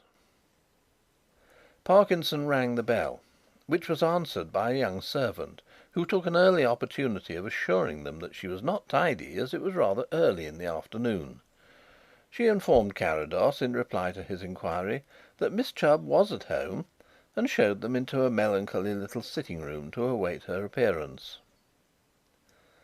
"I shall be almost blind here, Parkinson," remarked Carrados, walking about the room. "It saves explanation." "Very good, sir," replied Parkinson. 5 minutes later, an interval suggesting that Miss Chubb also found it rather early in the afternoon, Carrados was arranging to take rooms for his attendant and himself for the short time that he would be in London, seeing an oculist. "One bedroom, mine, must face north," he stipulated. "It has to do with the light." Miss Chubb replied that she quite understood. Some gentlemen, she added, had their requirements, others their fancies. She endeavoured to suit all. The bedroom she had in view from the first did face north. She would not have known, only the last gentleman, curiously enough, had made the same request. "A sufferer like myself?" inquired Carrados affably. Miss Chubb did not think so. In his case she regarded it merely as a fancy. He had said that he could not sleep on any other side. She had had to turn out of her own room to accommodate him. But if one kept an apartment house, one had to be adaptable, and Mr. Gooch was certainly very liberal in his ideas. "Gooch? An Indian gentleman, I presume?" hazarded Carrados. It appeared that Mr. Gooch was an Indian. Miss Chubb confided that at first she had been rather perturbed at the idea of taking in a black man, as she confessed to regarding him. She reiterated, however, that Mr. Gooch proved to be quite the gentleman. 5 minutes of affability put Carrados in full possession of Mr. Gooch's manner of life and movements, the dates of his arrival and departure, his solitariness, and his daily habits. "This would be the best bedroom," said Miss Chubb. It was a fair-sized room on the first floor. The window looked out on to the roof of an outbuilding. Beyond, the deep cutting of the railway line. Opposite stood the dead wall that Mr. Carlyle had spoken of. Carrados looked round the room with the discriminating glance that sometimes proved so embarrassing to those who knew him. "I have to take a little daily exercise," he remarked, walking to the window and running his hand up the woodwork. "You will not mind my fixing a developer here, Miss Chubb? A few small screws?" Miss Chubb thought not. Then she was sure not. Finally she ridiculed the idea of minding with scorn. "If there is width enough," mused Carrados, spanning the upright critically. "Do you happen to have a wooden footrule convenient?" "Well, to be sure!" exclaimed Miss Chubb, opening a rapid succession of drawers until she produced the required article. "When we did out this room after Mr. Gooch, there was this very ruler among the things he hadn't thought worth taking. This is what you require, sir?" "Yes," replied Carrados, accepting it. "I think this is exactly what I require." It was a common, new whitewood rule, such as one might buy at any small stationer's for a penny. He carelessly took off the width of the upright, reading the figures with a touch, and then continued to run a finger tip delicately up and down the edges of the instrument.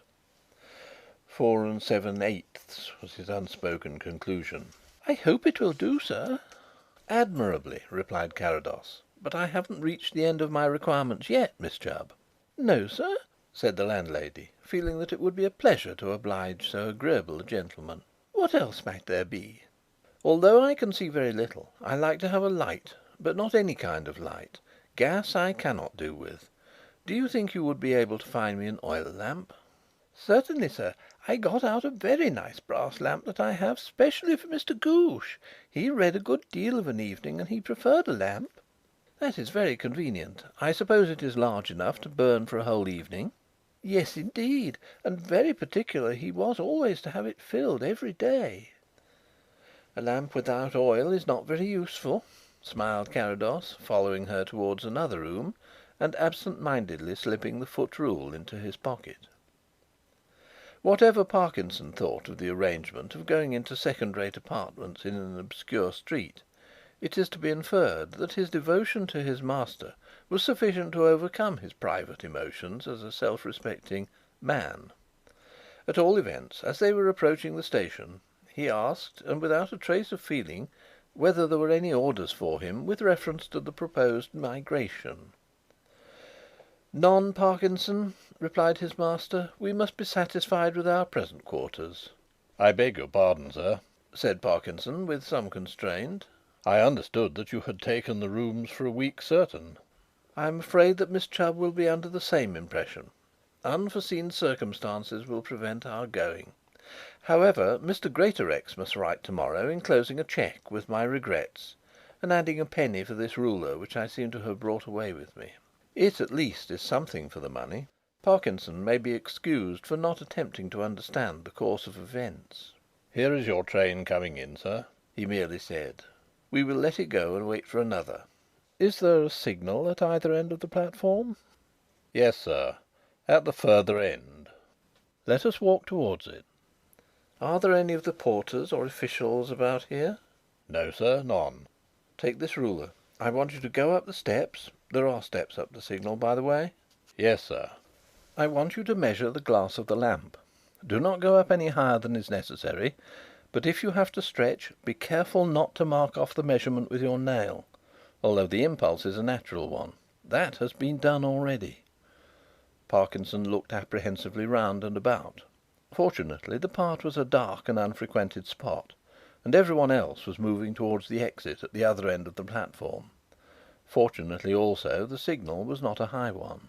"As near as I can judge on the rounded surface, the glass is 4 7/8 across," reported Parkinson. "Thank you," replied Carrados, returning the measure to his pocket. 4 7/8 is quite near enough. Now we will take the next train back." Sunday evening came, and with it Mr. Carlyle to the turrets at the appointed hour. He brought to the situation a mind poised for any eventuality and a trenchant eye. As the time went on and the impenetrable Carrados made no allusion to the case, Carlyle's manner inclined to a waggish commiseration of his host's position. Actually he said little, but the crisp precision of his voice, when the path lay open to a remark of any significance, left little to be said. It was not until they had finished dinner and returned to the library that Carrados gave the slightest hint of anything unusual being in the air. His first indication of coming events was to remove the keys from the outside to the inside of the door. "What are you doing, Max?" demanded Mr. Carlyle, his curiosity overcoming the indirect attitude. "You have been very entertaining, Louis," replied his friend, "but Parkinson should be back very soon now, and it is as well to be prepared. Do you happen to carry a revolver?" "Not when I come to dine with you, Max," replied Carlyle, with all the aplomb he could muster. "Is it usual?" Carrados smiled affectionately at his guest's agile recovery, and touched the secret spring of a drawer in an antique bureau by his side. The little hidden receptacle shot smoothly out, disclosing a pair of dull blued pistols. "To-night, at all events, it might be prudent," he replied, handing one to Carlyle and putting the other into his own pocket. "Our man may be here at any minute, and we do not know in what temper he will come." "Our man!" exclaimed Carlyle, craning forward in excitement. "Max, you don't mean to say that you have got Mead to admit it?" "No one has admitted it," said Carrados, "and it is not Mead." "Not Mead? Do you mean that Hutchins?" Neither Mead nor Hutchins, the man who tampered with the signal, for Hutchins was right and a green light was exhibited, is a young Indian from Bengal. His name is Drishna and he lives at Swanstead." Mr. Carlyle stared at his friend between sheer surprise and blank incredulity. "You really mean this, Carrados?" he said. "My fatal reputation for humour," smiled Carrados. "If I am wrong, Louis, the next hour will expose it." "But why? Why the colossal villainy, the unparalleled audacity?" Mr. Carlyle lost himself among incredulous superlatives and could only stare. "Chiefly to get himself out of a disastrous speculation," replied Carrados, answering the question. "If there was another motive, or at least an incentive, which I suspect, doubtless we shall hear of it." "All the same, Max, I don't think you have treated me quite fairly," protested Carlyle, getting over his first surprise and passing to a sense of injury. "Here we are and I know nothing, absolutely nothing, of the whole affair." "We both have our ideas of pleasantry, Louis," replied Carrados genially. "But I dare say you're right, and perhaps there is still time to atone." In the fewest possible words he outlined the course of his investigations. "And now you know all that is to be known until Drishna arrives." "But will he come?" questioned Carlyle doubtfully. "He may be suspicious." "Yes, he will be suspicious." "Then he will not come." "On the contrary, Louis, he will come because my letter will make him suspicious. He is coming, otherwise Parkinson would have telephoned me at once, and we should have had to take other measures." "What did you say, Max?" asked Carlyle curiously. "I wrote that I was anxious to discuss an Indo-Scythian inscription with him, and sent my car in the hope that he would be able to oblige me." "But is he interested in Indo-Scythian inscriptions?" "I haven't the faintest idea," admitted Carrados, and Mr. Carlyle was throwing up his hands in despair when the sound of motor car wheels softly kissing the gravel surface of the drive outside brought him to his feet. "By God, you're right, Max," he exclaimed, peeping through the curtains. "There's a man inside." "Mr. Drishna," announced Parkinson a minute later. The visitor came into the room with leisurely self-possession that might have been real or a desperate assumption. He was a slightly built young man of about 25, with black hair and eyes, a small, carefully trained moustache, and a dark olive skin. His physiognomy was not displeasing, but his expression had a harsh and supercilious tinge. In attire he erred towards the immaculately spruce. "Mr. Carrados?" he said inquiringly. Carrados, who had risen, bowed slightly without offering his hand. "This gentleman," he said, indicating his friend, "is Mr. Carlyle, the celebrated private detective." The Indian shot a very sharp glance at the object of this description. Then he sat down. "You wrote me a letter, Mr. Carrados," he remarked, in English that scarcely betrayed any foreign origin. "A rather curious letter, I may say. You asked me about an ancient inscription. I know nothing of antiquities, but I thought, as you had sent, that it would be more courteous if I came and explained this to you." "That was the object of my letter," replied Carrados. "You wished to see me?" said Drishna, unable to stand the ordeal of the silence that Carrados imposed after his remark. "When you left Miss Chubb's house you left a ruler behind." One lay on the desk by Carrados, and he took it up as he spoke. "I don't understand what you are talking about," said Drishna guardedly. "You are making some mistake." The ruler was marked at 4 7/8 inches, the measure of the glass of the signal lamp outside. The unfortunate young man was unable to repress a start. His face lost its healthy tone. Then, with a sudden impulse, he made a step forward and snatched the object from Carrados's hand. "If it is mine, I have a right to it." he exclaimed, snapping the ruler in two and throwing it on to the back of the blazing fire. "It is nothing." "Pardon me. I did not say that the one you have so impetuously disposed of was yours. As a matter of fact, it was mine. Yours is elsewhere." "Wherever it is, you have no right to it if it is mine," panted Drishna, with rising excitement. "You are a thief, Mr. Carrados. I will not stop any longer here." He jumped up and turned towards the door. Carlyle made a step forward, but the precaution was unnecessary. "One moment, Mr. Drishna," interposed Carrados, in his smoothest tones. "It is a pity, after you have come so far, to leave without hearing of my investigations in the neighbourhood of Shaftesbury Avenue." Drishna sat down again. "As you like," he muttered. "It does not interest me." "I wanted to obtain a lamp of a certain pattern," continued Carrados. "It seemed to me that the simplest explanation would be to say that I wanted it for a motor car. Naturally, I went to Long Acre. At the first shop I said, 'Wasn't it here that a friend of mine, an Indian gentleman, recently had a lamp made with a green glass that was nearly 5 inches across?' No, it was not there. But they could make me one. At the next shop, the same. At the third and fourth, and so on. Finally my persistence was rewarded.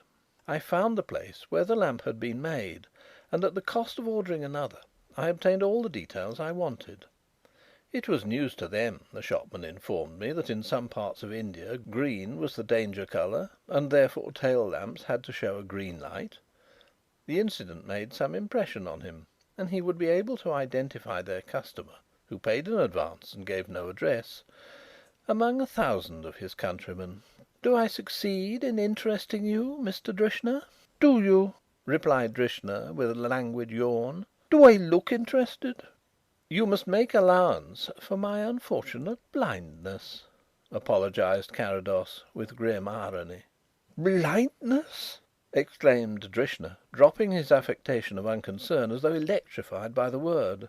"Do you mean really blind? That you do not see me?" "Alas, no," admitted Carrados.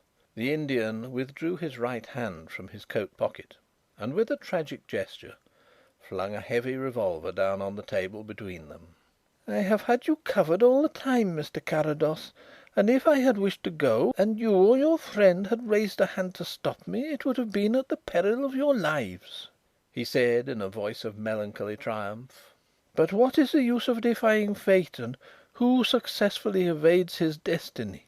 A month ago I went to see one of our people who reads the future, and sought to know the course of certain events. 'You need fear no human eye,' was the message given to me. And then she added, 'But when the sightless sees the unseen, make your peace with Yama.'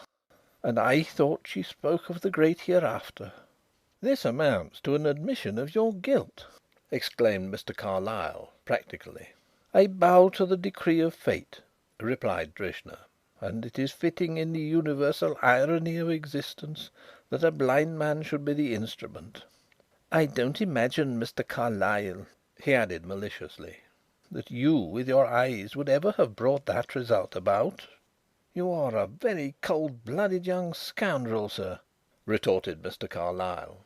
"Good heavens, do you realise you are responsible for the death of scores of innocent men and women?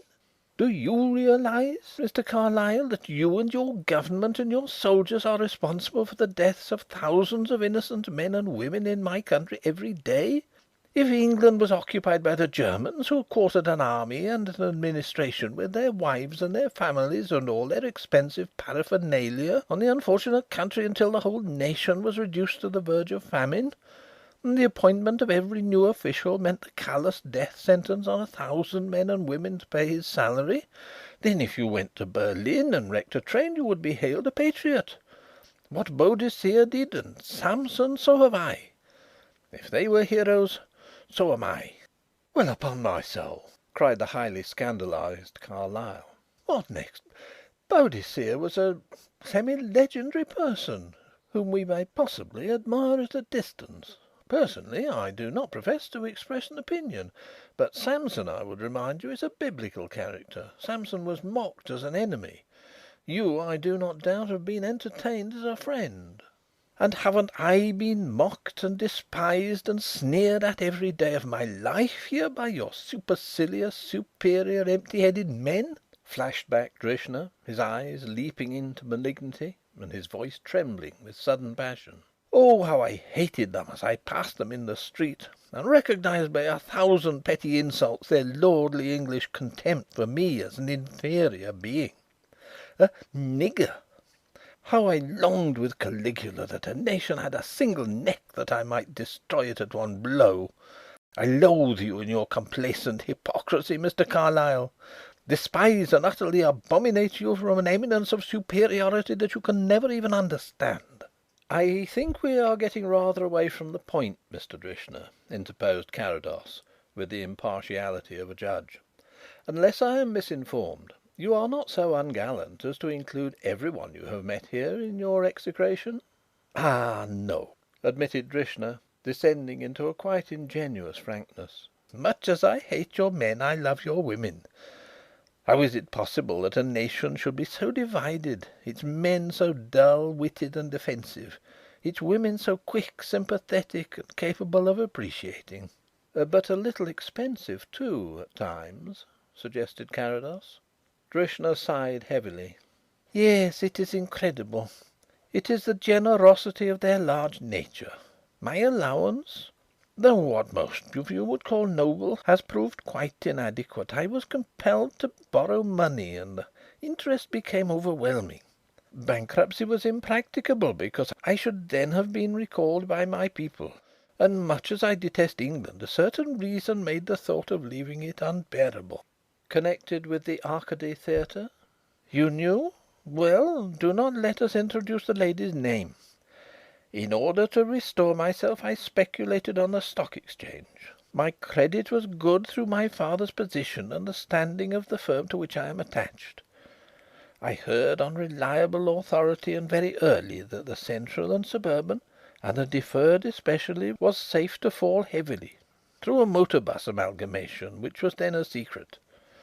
I opened a bear account and sold largely. The shares fell, but only fractionally, and I waited. Then, unfortunately, they began to go up. Adverse forces were at work and rumours were put about. I could not stand the settlement, and in order to carry over an account I was literally compelled to deal temporarily with some securities that were not technically my own property." "Embezzlement, sir," commented Mr. Carlyle icily. "But what is embezzlement on the top of wholesale murder?" "That is what it is called. In my case, however, it was only to be temporary. Unfortunately, the rise continued. Then, at the height of my despair, I chanced to be returning to Swanstead rather earlier than usual one evening, and the train was stopped at a certain signal to let another pass. There was a conversation in the carriage, and I learnt certain details. One said that there would be an accident some day, and so forth. In a flash, as by an inspiration, I saw how circumstances might be turned to account. A bad accident and the shares would certainly fall, and my position would be retrieved. I think Mr. Carrados has somehow learned the rest." "Max," said Mr. Carlyle with emotion, "is there any reason why you should not send your man for a police officer and have this monster arrested on his own confession without further delay?" "Pray do so, Mr. Carrados," acquiesced Drishna. "I shall certainly be hanged, but the speech I shall prepare will ring from one end of India to the other. My memory will be venerated as that of a martyr, and the emancipation of my motherland will be hastened by my sacrifice." "In other words," commented Carrados, "there will be disturbances at half a dozen disaffected places, a few unfortunate police will be clubbed to death, and possibly worse things may happen. That does not suit us, Mr. Drishna."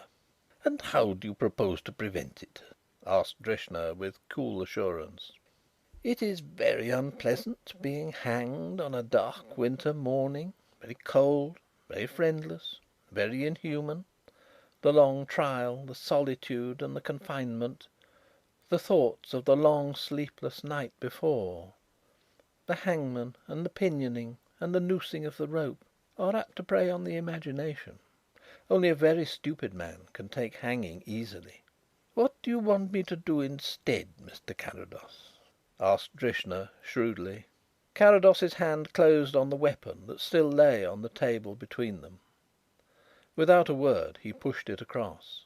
"I see," commented Drishna, with a short laugh and a gleaming eye. "Shoot myself and hush it up to suit your purpose. Withhold my message to save the exposures of a trial and to keep the flame from the torch of insurrectionary freedom." "Also," interposed Carrados mildly, "to save your worthy people a good deal of shame, and to save the lady, who is nameless, the unpleasant necessity of relinquishing the house and the income which you have just settled on her. She certainly would not then venerate your memory." "What is that?" "The transaction which you carried through was based on a felony, and could not be upheld. The firm you dealt with will go to the courts, and the money, being directly traceable, will be held forfeit, as no good consideration passed." "Max!" cried Mr. Carlyle hotly. "You're not going to let this scoundrel cheat the gallows after all?" "The best use you can make of the gallows is to cheat it, Louis," replied Carrados. "Have you ever reflected what human beings will think of us 100 years hence?" "Oh, of course I'm not really in favour of hanging," admitted Mr. Carlyle. "Nobody really is. But we go on hanging. Mr. Drishna is a dangerous animal who, for the sake of pacific animals, must cease to exist. Let his barbarous exploit pass into oblivion with him. The disadvantages of spreading it broadcast immeasurably outweigh the benefits." "I have considered," announced Drishna. "I will do as you wish." "Very well," said Carrados. "Here is some plain notepaper.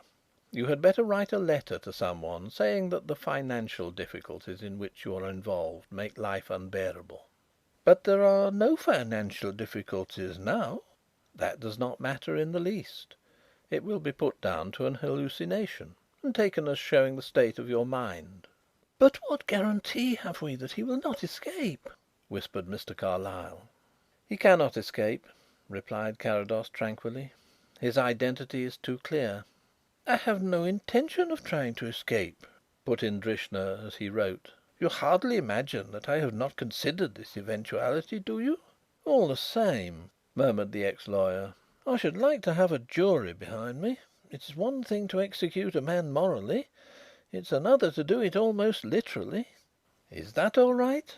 asked Drishna, passing across the letter he had written. Carrados smiled at this tribute to his perception. "Quite excellent," he replied courteously. "There is a train at 9:40. Will that suit you?" Drishna nodded and stood up. Mr. Carlyle had a very uneasy feeling that he ought to do something, but could not suggest to himself what. The next moment he heard his friend heartily thanking the visitor for the assistance he had been in the matter of the Indo-Scythian inscription as they walked across the hall together. Then a door closed. "I believe there is something positively uncanny about Max at times," murmured the perturbed gentleman to himself. End of the Knight's Cross signal problem. 3. The Tragedy at Brookbend Cottage. "Max," said Mr. Carlyle, when Parkinson had closed the door behind him, "This is Lieutenant Hollyer, whom you consented to see." "To hear?"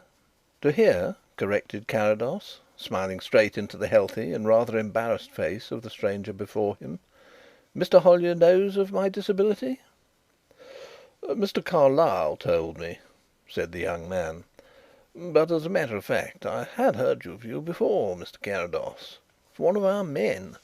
It was in connection with the foundering of the Ivan Saratov." Carrados wagged his head in good humoured resignation. "And the owners were sworn to inviolable secrecy," he exclaimed. "Well, it is inevitable, I suppose. Not another scuttling case, Mr. Hollyer?" "No, mine is quite a private matter," replied the lieutenant. "My sister, Mrs. Creake but Mr. Carlyle would tell you better than I can. He knows all about it." "No, no. Carlyle is a professional. Let me have it in the rough, Mr. Hollyer. My ears are my eyes, you know." "Very well, sir. I can tell you what there is to tell, right enough. But I feel that when all's said and done it must sound very little to another, although it seems important to me."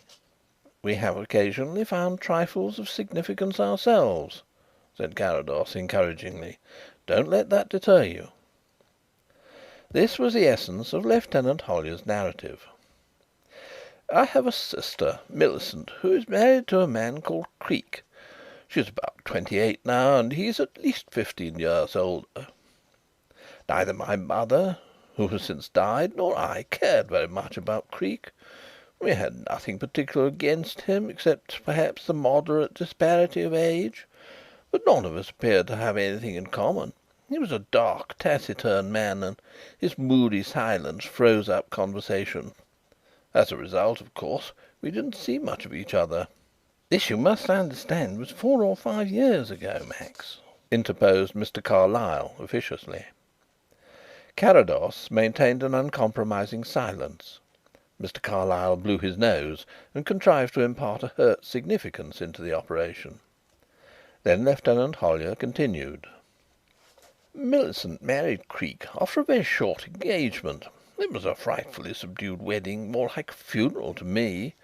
The man professed to have no relations, and apparently had scarcely any friends or business acquaintances. He was an agent for something or other, and had an office off Holborn. I suppose he made a living out of it then, although we knew practically nothing of his private affairs. But I gather that it has been going down since, and I suspect that for the past few years they have been getting along almost entirely on Millicent's little income. Would you like the particulars of that?" "Please," assented Carrados. "When our father died about 7 years ago he left £3,000. It was invested in Canadian stock and brought in a little over 100 a year. By his will my mother was to have the income of that for life, and on her death it was to pass to Millicent, subject to the payment of a lump sum of £500 to me. But my father privately suggested to me that if I should have no particular use for the money at the time, he would propose my letting Millicent have the income of it until I did want it, as she would not be particularly well off. You see, Mr. Carrados, a great deal more had been spent on my education and advancement than on her. I had my pay, and of course I could look out for myself better than a girl could." "Quite so," agreed Carrados. "Therefore I did nothing about that," continued the lieutenant. 3 years ago I was over again, but I did not see much of them. They were living in lodgings. That was the only time since the marriage that I have seen them till last week. In the meantime our mother had died, and Millicent had been receiving her income.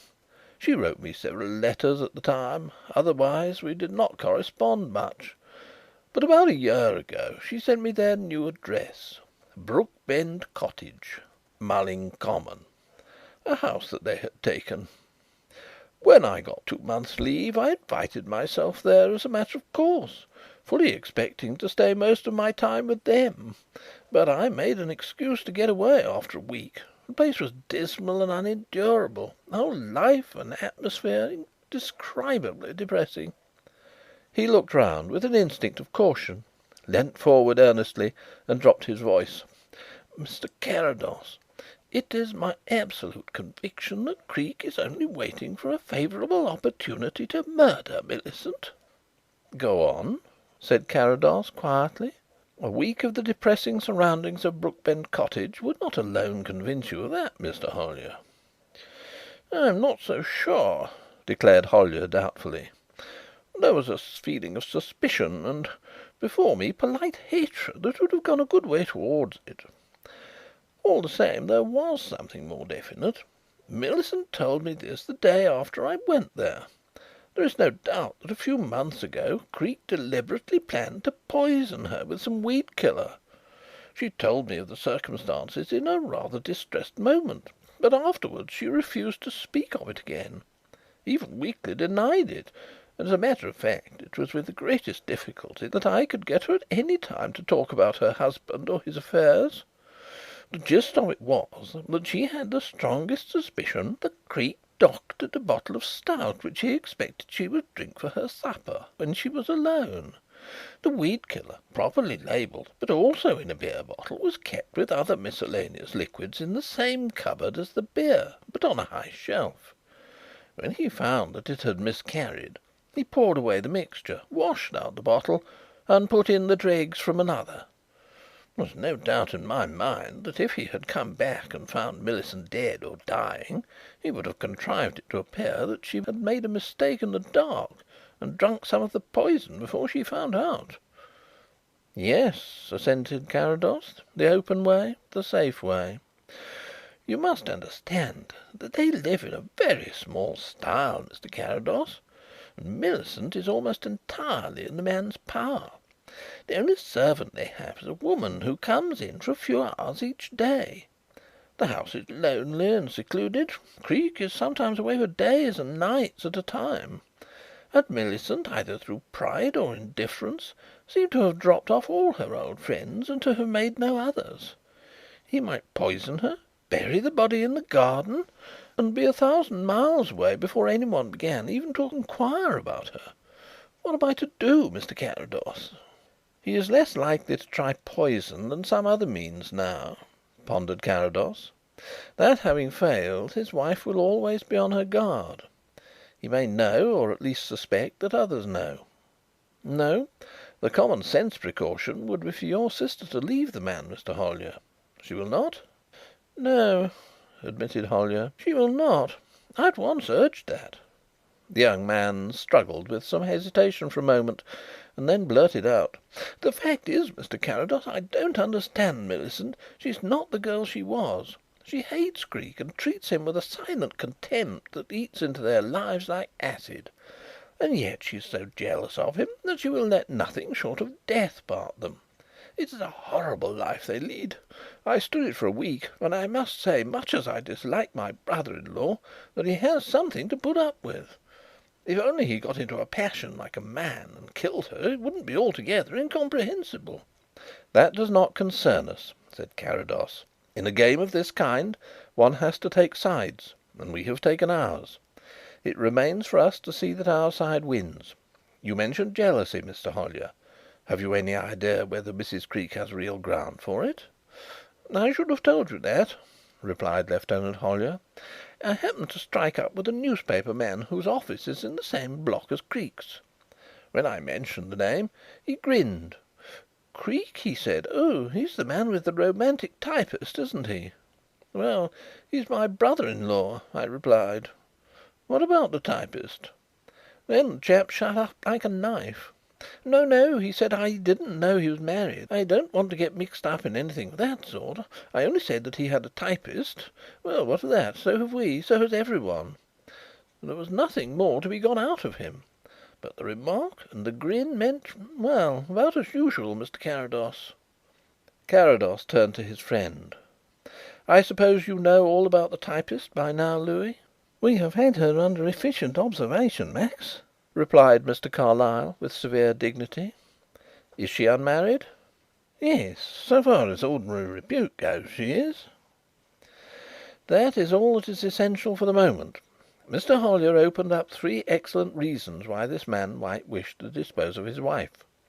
If we accept the suggestion of poisoning, though we have only a jealous woman's suspicion for it, we add to the wish the determination. Well, we will go forward on that. Have you got a photograph of Mr. Creake?" The lieutenant took out his pocket book. "Mr. Carlyle asked me for one. Here is the best I could get." Carrados rang the bell. "This, Parkinson," he said, when the man appeared, "is a photograph of Mr. What first name, by the way?" "Austin," put in Hollyer, who was following everything with a boyish mixture of excitement and subdued importance. "Of a Mr. Austin Creake. I may require you to recognize him." Parkinson glanced at the print and returned it to his master's hand.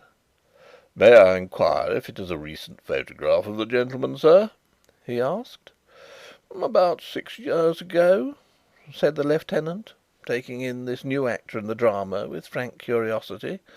"But he is very little changed." "Thank you, sir. I will endeavour to remember Mr. Creake, sir." Lieutenant Hollyer stood up as Parkinson left the room. The interview seemed to be at an end. "Oh, there is one other matter," he remarked. "I am afraid that I did rather an unfortunate thing while I was at Brookbend. It seemed to me that as all Millicent's money would probably pass into Creake's hands sooner or later, I might as well have my £500, if only to help her with afterwards. So I broached the subject and said that I would like to have it now, as I had an opportunity for investing." "And you think?" "It may possibly influence Creake to act sooner than he otherwise might have done. He may have got possession of the principal even, and find it very awkward to replace it." "So much the better. If your sister is going to be murdered, it may as well be done next week as next year, as far as I am concerned. Excuse my brutality, Mr. Hollyer, but this is simply a case to me, and I regard it strategically. Now, Mr. Carlyle's organisation can look after Mrs. Creake for a few weeks, but it cannot look after her for ever. By increasing the immediate risk, we diminish the permanent risk." "I see," agreed Hollyer. "I'm awfully uneasy, but I'm entirely in your hands." "Then we will give Mr. Creake every inducement and every opportunity to get to work. Where are you staying now?" "Just now with some friends at St. Albans." "That is too far." The inscrutable eyes retained their tranquil depth, but a new quality of quickening interest in the voice made Mr. Carlyle forget the weight and burden of his ruffled dignity. "Give me a few minutes, please. The cigarettes are behind you, Mr. Hollyer." The blind man walked to the window and seemed to look out over the cypress-shaded lawn. The lieutenant lit a cigarette, and Mr. Carlyle picked up Punch. Then Carrados turned round again. "You are prepared to put your own arrangements aside?" he demanded of his visitor. "Certainly." "Very well. I want you to go down now, straight from here to Brookbend Cottage. Tell your sister that your leave is unexpectedly cut short and that you sail to morrow." "The Martian?" No, the Martian doesn't sail. Look up the movements on your way there and pick out a boat that does. Say you are transferred. Add that you expect to be away only 2 or 3 months, and that you really want the £500 by the time of your return. Don't stay in the house long, please." "I understand, sir." "St. Albans is too far. Make your excuse and get away from there today. Put up somewhere in town where you will be in reach of the telephone.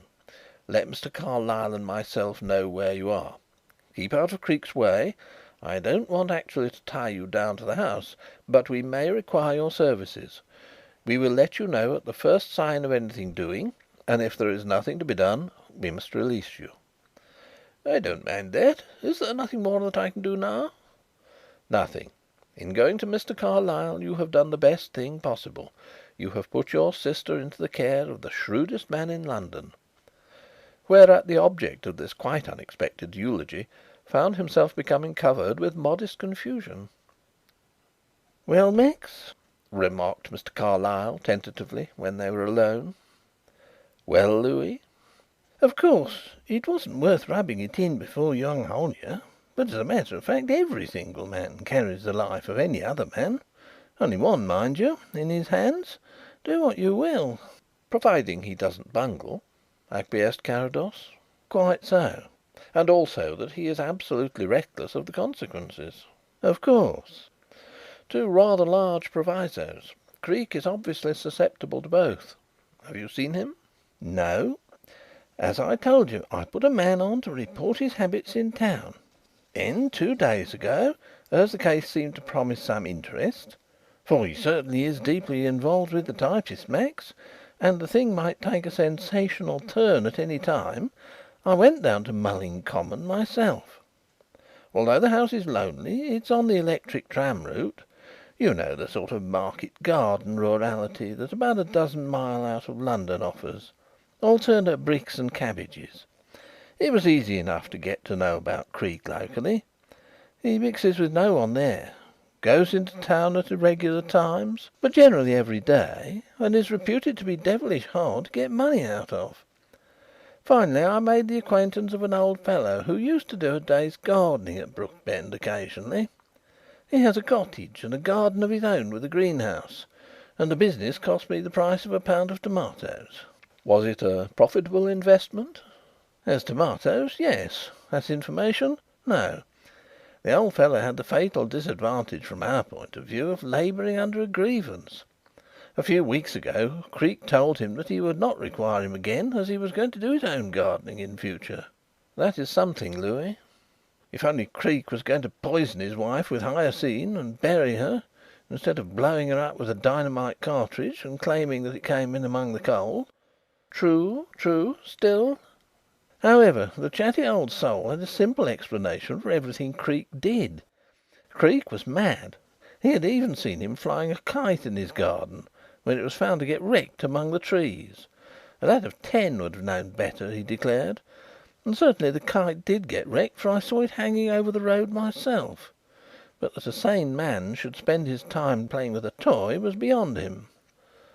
"A good many men have been flying kites of various kinds lately," said Carrados. "Is he interested in aviation?" "I dare say. He appeared to have some knowledge of scientific subjects. Now, what do you want me to do, Max?" "Will you do it?" "Implicitly, subject to the usual reservations." "Keep your man on Creake in town, and let me have his reports after you have seen them. Lunch with me here now. 'Phone up to your office that you are detained on unpleasant business, and then give the deserving Parkinson an afternoon off by looking after me while we take a motor run round Mulling Common. If we have time we might go on to Brighton, feed at the Ship, and come back in the cool." "Amiable and thrice lucky mortal," sighed Mr. Carlyle, his glance wandering round the room. But as it happened, Brighton did not figure in that day's itinerary. It had been Carrados's intention merely to pass Brookbend Cottage on this occasion, relying on his highly developed faculties, aided by Mr. Carlyle's description, to inform him of the surroundings. 100 yards before they reached the house he had given an order to his chauffeur to drop into the lowest speed, and they were leisurely drawing past when a discovery by Mr. Carlyle modified their plans. "By Jupiter!" that gentleman suddenly exclaimed. "There's a board up, Max. The place is to be let." Carrados picked up the tube again. A couple of sentences passed and the car stopped by the roadside, a score of paces past the limit of the garden. Mr. Carlyle took out his notebook and wrote down the address of a firm of house agents. "You might raise the bonnet and have a look at the engines, Harris," said Carrados. "We want to be occupied here for a few minutes." "This is sudden. Hollyer knew nothing of their leaving," remarked Mr. Carlyle. "Probably not for 3 months yet. All the same, Louis, we will go on to the agents and get a card to view, whether we use it to day or not." A thick hedge, in its summer dress effectively screening the house beyond from public view, lay between the garden and the road. Above the hedge showed an occasional shrub. At the corner nearest to the car a chestnut flourished. The wooden gate, once white, which they had passed, was grimed and rickety. The road itself was still the unpretentious country lane that the advent of the electric car had found it. When Carrados had taken in these details there seemed little else to notice. He was on the point of giving Harris the order to go on when his ear caught a trivial sound. "Someone is coming out of the house, Louis," he warned his friend. "It may be Hollyer, but he ought to have been gone by this time." "I don't hear anyone," replied the other. But as he spoke a door banged noisily and Mr. Carlyle slipped into another seat and ensconced himself behind a copy of the Globe. "Creake himself," he whispered across the car as a man appeared at the gate. "Hollyer was right. He's hardly changed. Waiting for a car, I suppose." But a car very soon swung past him from the direction in which Mr. Creake was looking, and it did not interest him. For a minute or two longer he continued to look expectantly along the road. Then he walked slowly up the drive back to the house. "We will give him 5 or 10 minutes," decided Carrados. "Harris is behaving very naturally." Before even the shorter period had run out they were repaid. A telegraph boy cycled leisurely along the road and, leaving his machine at the gate, went up to the cottage. Evidently there was no reply, for in less than a minute he was trundling past them back again. Round the bend an approaching tram clanged its bell noisily and, quickened by the warning sound, Mr. Creake again appeared, this time with a small portmanteau in his hand. With a backward glance he hurried on towards the next stopping place, and boarding the car as it slackened down, he was carried out of their knowledge. "Very convenient of Mr. Creake," remarked Carrados with quiet satisfaction. "We will now get the order and go over the house in his absence. It might be useful to have a look at the wire as well." "It might, Max," acquiesced Mr. Carlyle a little dryly. "But if it is, it's probably in Creake's pocket. How do you propose to get it?" "By going to the post office, Louis." "Quite so. Have you ever tried to see a copy of a telegram addressed to somebody else?" "I don't think I have ever had occasion yet," admitted Carrados. "Have you?" "In one or two cases I have perhaps been an accessory to the act. It's generally a matter either of extreme delicacy or considerable expenditure." "Then for Olia's sake we'll hope for the former here," and Mr. Carlyle smiled darkly and hinted that he was content to wait for a friendly revenge. A little later, having left the car at the beginning of the straggling High Street, the two men called at the village post office. They had already visited the house agent and obtained an order to view Brookbend Cottage, declining with some difficulty the clerk's persistent offer to accompany them. The reason was soon forthcoming. "As a matter of fact," explained the young man, "the present tenant is under our notice to leave." "Unsatisfactory, eh?" said Carrados encouragingly. "He's a corker," admitted the clerk, responding to the friendly tone. 15 months and not a doit of rent have we had. That's why I should have liked—" "We will make every allowance," replied Carrados. The post office occupied one side of a stationer's shop. It was not without some inward trepidation that Mr. Carlyle found himself committed to the adventure. Carrados, on the other hand, was the personification of bland unconcern. "You have just sent a telegram to Brookbend Cottage," he said to the young lady behind the brasswork lattice. "We think it may have come inaccurately and should like a repeat." He took out his purse. "What is the fee?" The request was evidently not a common one. "Oh," said the girl uncertainly. "Wait a minute, please." She turned to a pile of telegram duplicates behind the desk and ran a doubtful finger along the upper sheets. "I think this is all right. You want it repeated?" "Please." Just a tinge of questioning surprise gave point to the courteous tone. "It will be 4d. If there is an error the amount will be refunded." Carrados put down his coin and received his change. "Will it take long?" he inquired carelessly as he pulled on his glove. "You will most likely get it within a quarter of an hour," she replied. "Now you've done it," commented Mr. Carlyle as they walked back to their car. "How do you propose to get that telegram, Max?" "Ask for it," was the laconic explanation. And, stripping the artifice of any elaboration, he simply asked for it and got it. The car, posted at a convenient bend in the road, gave him a warning note as the telegraph boy approached. Then Carrados took up a convincing attitude with his hand on the gate, while Mr. Carlyle lent himself to the semblance of a departing friend. That was the inevitable impression when the boy rode up. "Creake, Brookbend Cottage?" inquired Carrados, holding out his hand, and without a second thought the boy gave him the envelope and rode away on the assurance that there would be no reply. "Some day, my friend," remarked Mr. Carlyle, looking nervously towards the unseen house, "your ingenuity will get you into a tight corner." "Then my ingenuity must get me out again," was the retort. "Let us have our view now. The telegram can wait." An untidy workwoman took their order and left them standing at the door. Presently a lady whom they both knew to be Mrs. Creake appeared. "You wish to see over the house?" she said, in a voice that was utterly devoid of any interest. Then, without waiting for a reply, she turned to the nearest door and threw it open. "This is the drawing room," she said, standing aside. They walked into a sparsely furnished, damp-smelling room and made a pretence of looking round, while Mrs. Creake remained silent and aloof. "The dining room," she continued, crossing the narrow hall and opening another door. Mr. Carlyle ventured a genial commonplace in the hope of inducing conversation. The result was not encouraging. Doubtless they would have gone through the house under the same frigid guidance, had not Carrados been at fault in a way that Mr. Carlyle had never known him fail before, In crossing the hall he stumbled over a mat and almost fell.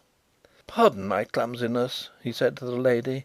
"I am unfortunately quite blind. But," he added with a smile to turn off the mishap, "even a blind man must have a house." The man who had eyes was surprised to see a flood of colour rush into Mrs. Creake's face. "Blind!" she exclaimed. "Oh, I beg your pardon. Why did you not tell me? You might have fallen." "I generally manage fairly well," he replied, "but of course in a strange house." She put her hand on his arm very lightly. "You must let me guide you just a little," she said. The house, without being large, was full of passages and inconvenient turnings.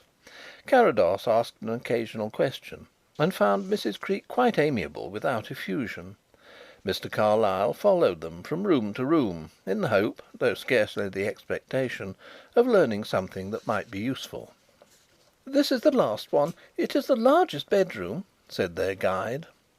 Only two of the upper rooms were fully furnished, and Mr. Carlyle at once saw, as Carrados knew without seeing, that this was the one which the Creakes occupied.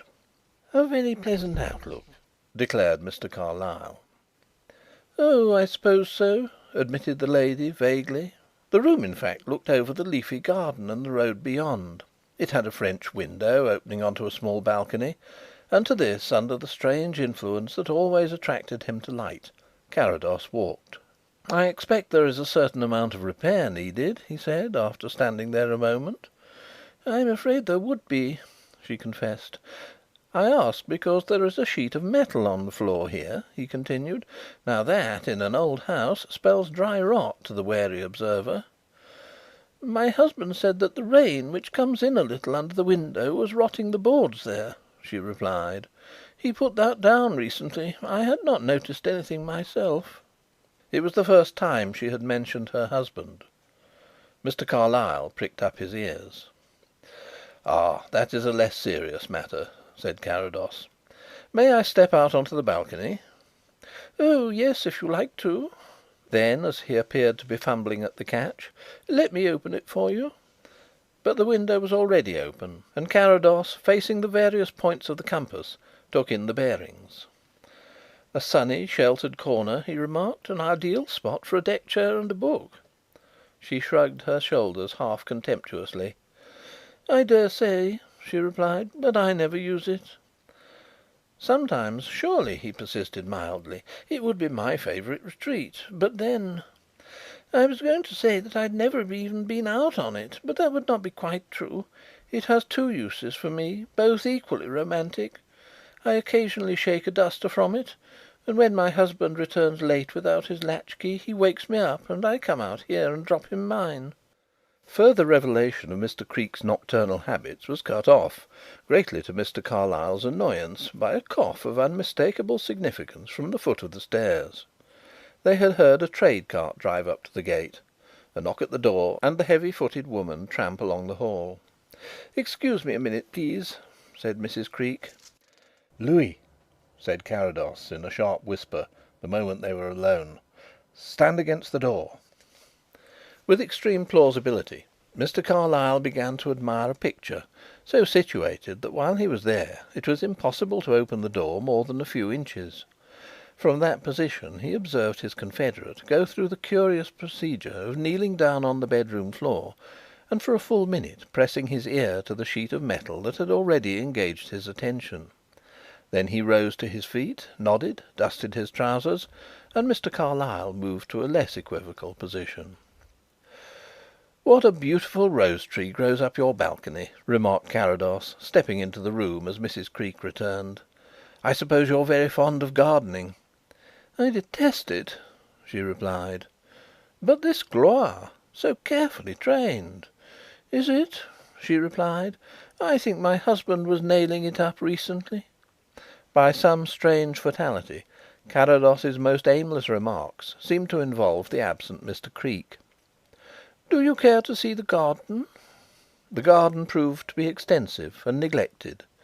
Behind the house was chiefly orchard.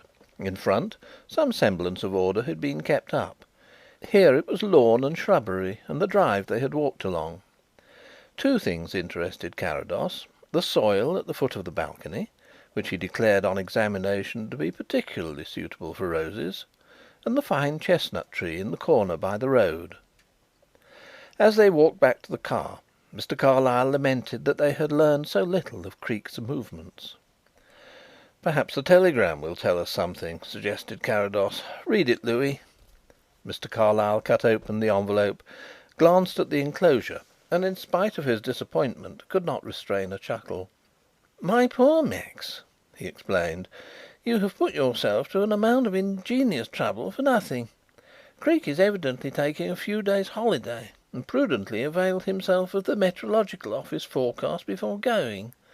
Listen: 'Immediate prospect for London warm and settled. Further outlook cooler but fine.' Well, well, I did get a pound of tomatoes for my fourpence." "You certainly scored there, Louis," admitted Carrados, with humorous appreciation. "I wonder," he added speculatively, "whether it is Creake's particular taste usually to spend his week-end holiday in London." "Eh?" exclaimed Mr. Carlyle, looking at the words again. "By Gad, that's rum, Max. They go to Weston-super-Mare. Why on earth should he want to know about London?" "I can make a guess. But before we are satisfied I must come here again. Take another look at that kite, Louis. Are there a few yards of string hanging loose from it?" "Yes, there are." "Rather thick string? Unusually thick for the purpose?" "Yes. But how do you know?"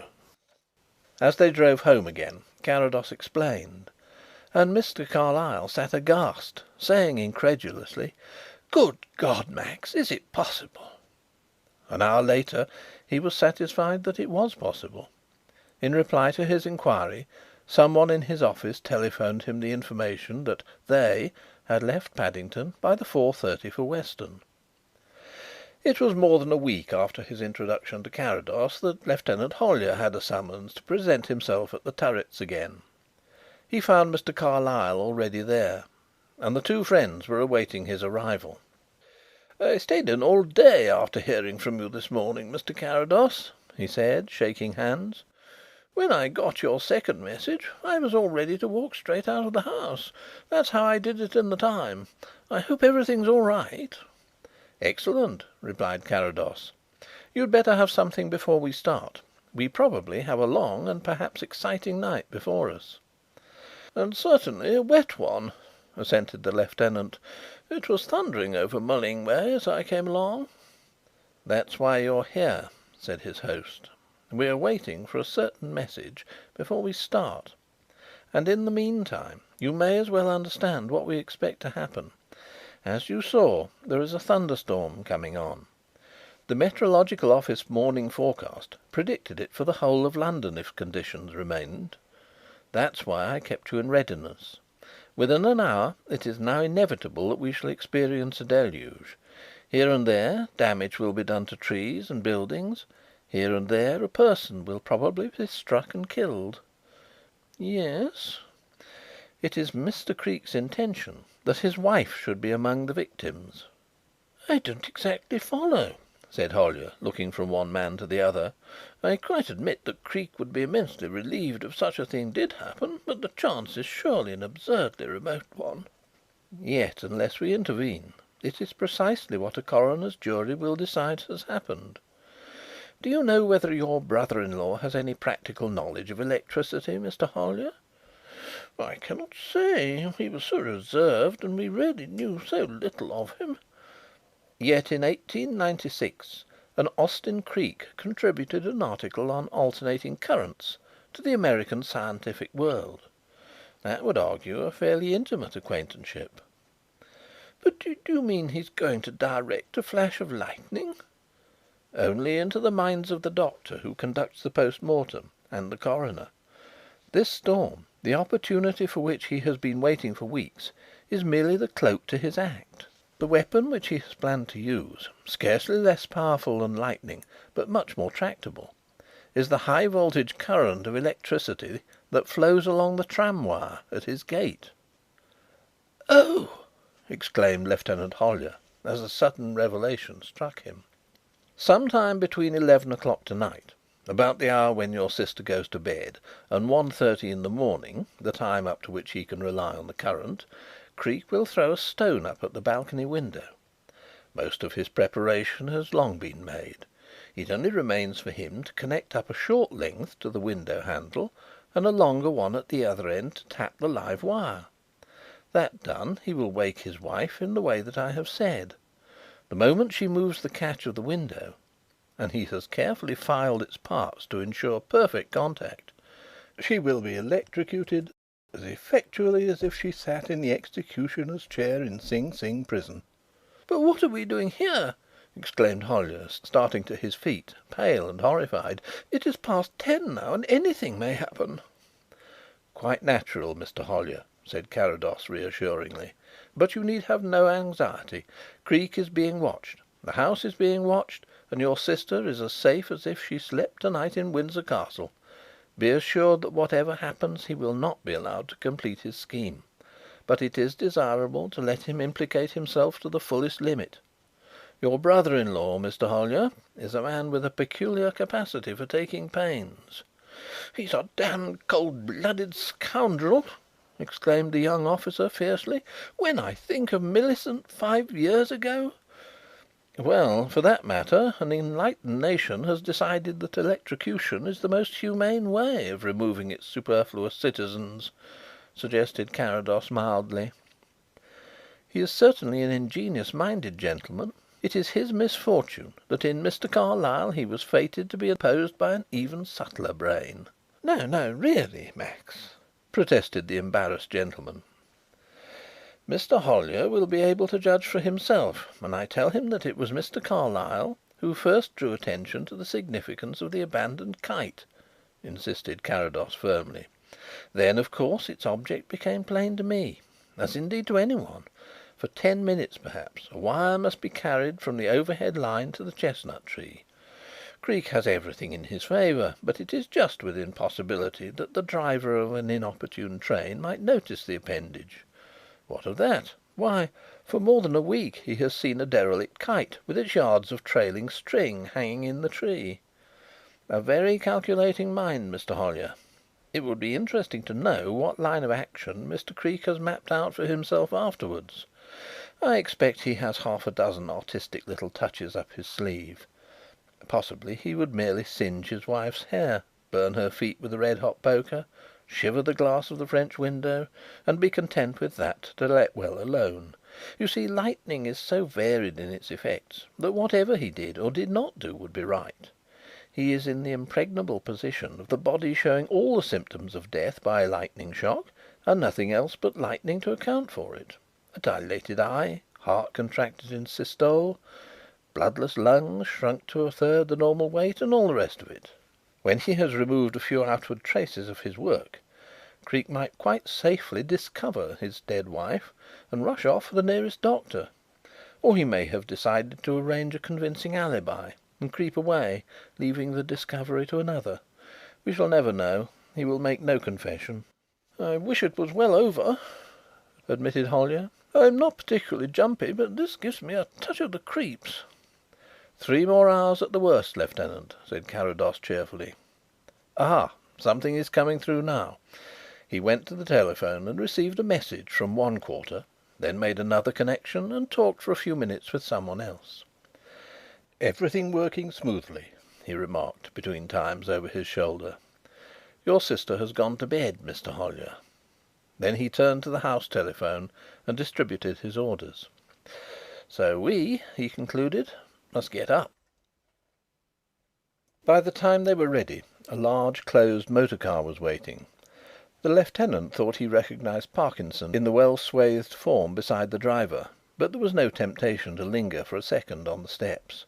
Already the stinging rain had lashed the drive into the semblance of a frothy estuary. All round the lightning jagged its course through the incessant tremulous glow of more distant lightning, while the thunder only ceased its muttering to turn at close quarters and crackle viciously.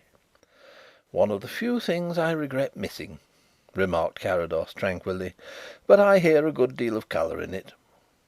The car slushed its way down to the gate, lurched a little heavily across the dip into the road, and, steadying as it came upon the straight, began to hum contentedly along the deserted highway. "We are not going direct?" suddenly inquired Hollyer, after they had travelled perhaps half a dozen miles. The night was bewildering enough, but he had the sailor's gift for location. "No, through Hunscott Green, and then by a field path to the orchard at the back," replied Carrados. "Keep a sharp look out for the man with the lantern about here, Harris," he called through the tube. "Something flashing just ahead, sir," came the reply, and the car slowed down and stopped. Carrados dropped the near window as a man in a glistening waterproof stepped from the shelter of a lich gate and approached. "Inspector Beedel, sir," said the stranger, looking into the car. "Quite right, Inspector," said Carrados. "Get in. I have a man with me, sir. We can find room for him as well. We are very wet. So shall we all be soon." The lieutenant changed his seat, and the two burly forms took places side by side. In less than 5 minutes the car stopped again, this time in a grassy country lane. "Now we have to face it," announced Carrados. "The inspector will show us the way." The car slid round and disappeared into the night, while Beedel led the party to a stile in the hedge. A couple of fields brought them to the Brook Bend boundary. There a figure stood out of the black foliage, exchanged a few words with their guide, and piloted them along the shadows of the orchard to the back door of the house. "You will find a broken pane near the catch of the scullery window," said the blind man. "Right, sir," replied the inspector. "I have it. Now, who goes through?" "Mr. Hollyer will open the door for us. I'm afraid you must take off your boots and all wet things, Lieutenant. We cannot risk a single spot inside." They waited until the back door opened. Then each one divested himself in a similar manner, and passed into the kitchen, where the remains of a fire still burned. The man from the orchard gathered together the discarded garments and disappeared again. Carrados turned to the lieutenant. "A rather delicate job for you now, Mr. Hollyer. I want you to go up to your sister, wake her, and get her into another room with as little fuss as possible. Tell her as much as you think fit, and let her understand that her very life depends on absolute stillness when she is alone. Don't be unduly hurried, but not a glimmer of light, please." 10 minutes passed by the measure of the battered old alarum on the dresser shelf before the young man returned.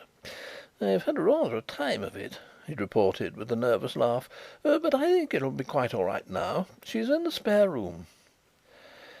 "Then we will take our places.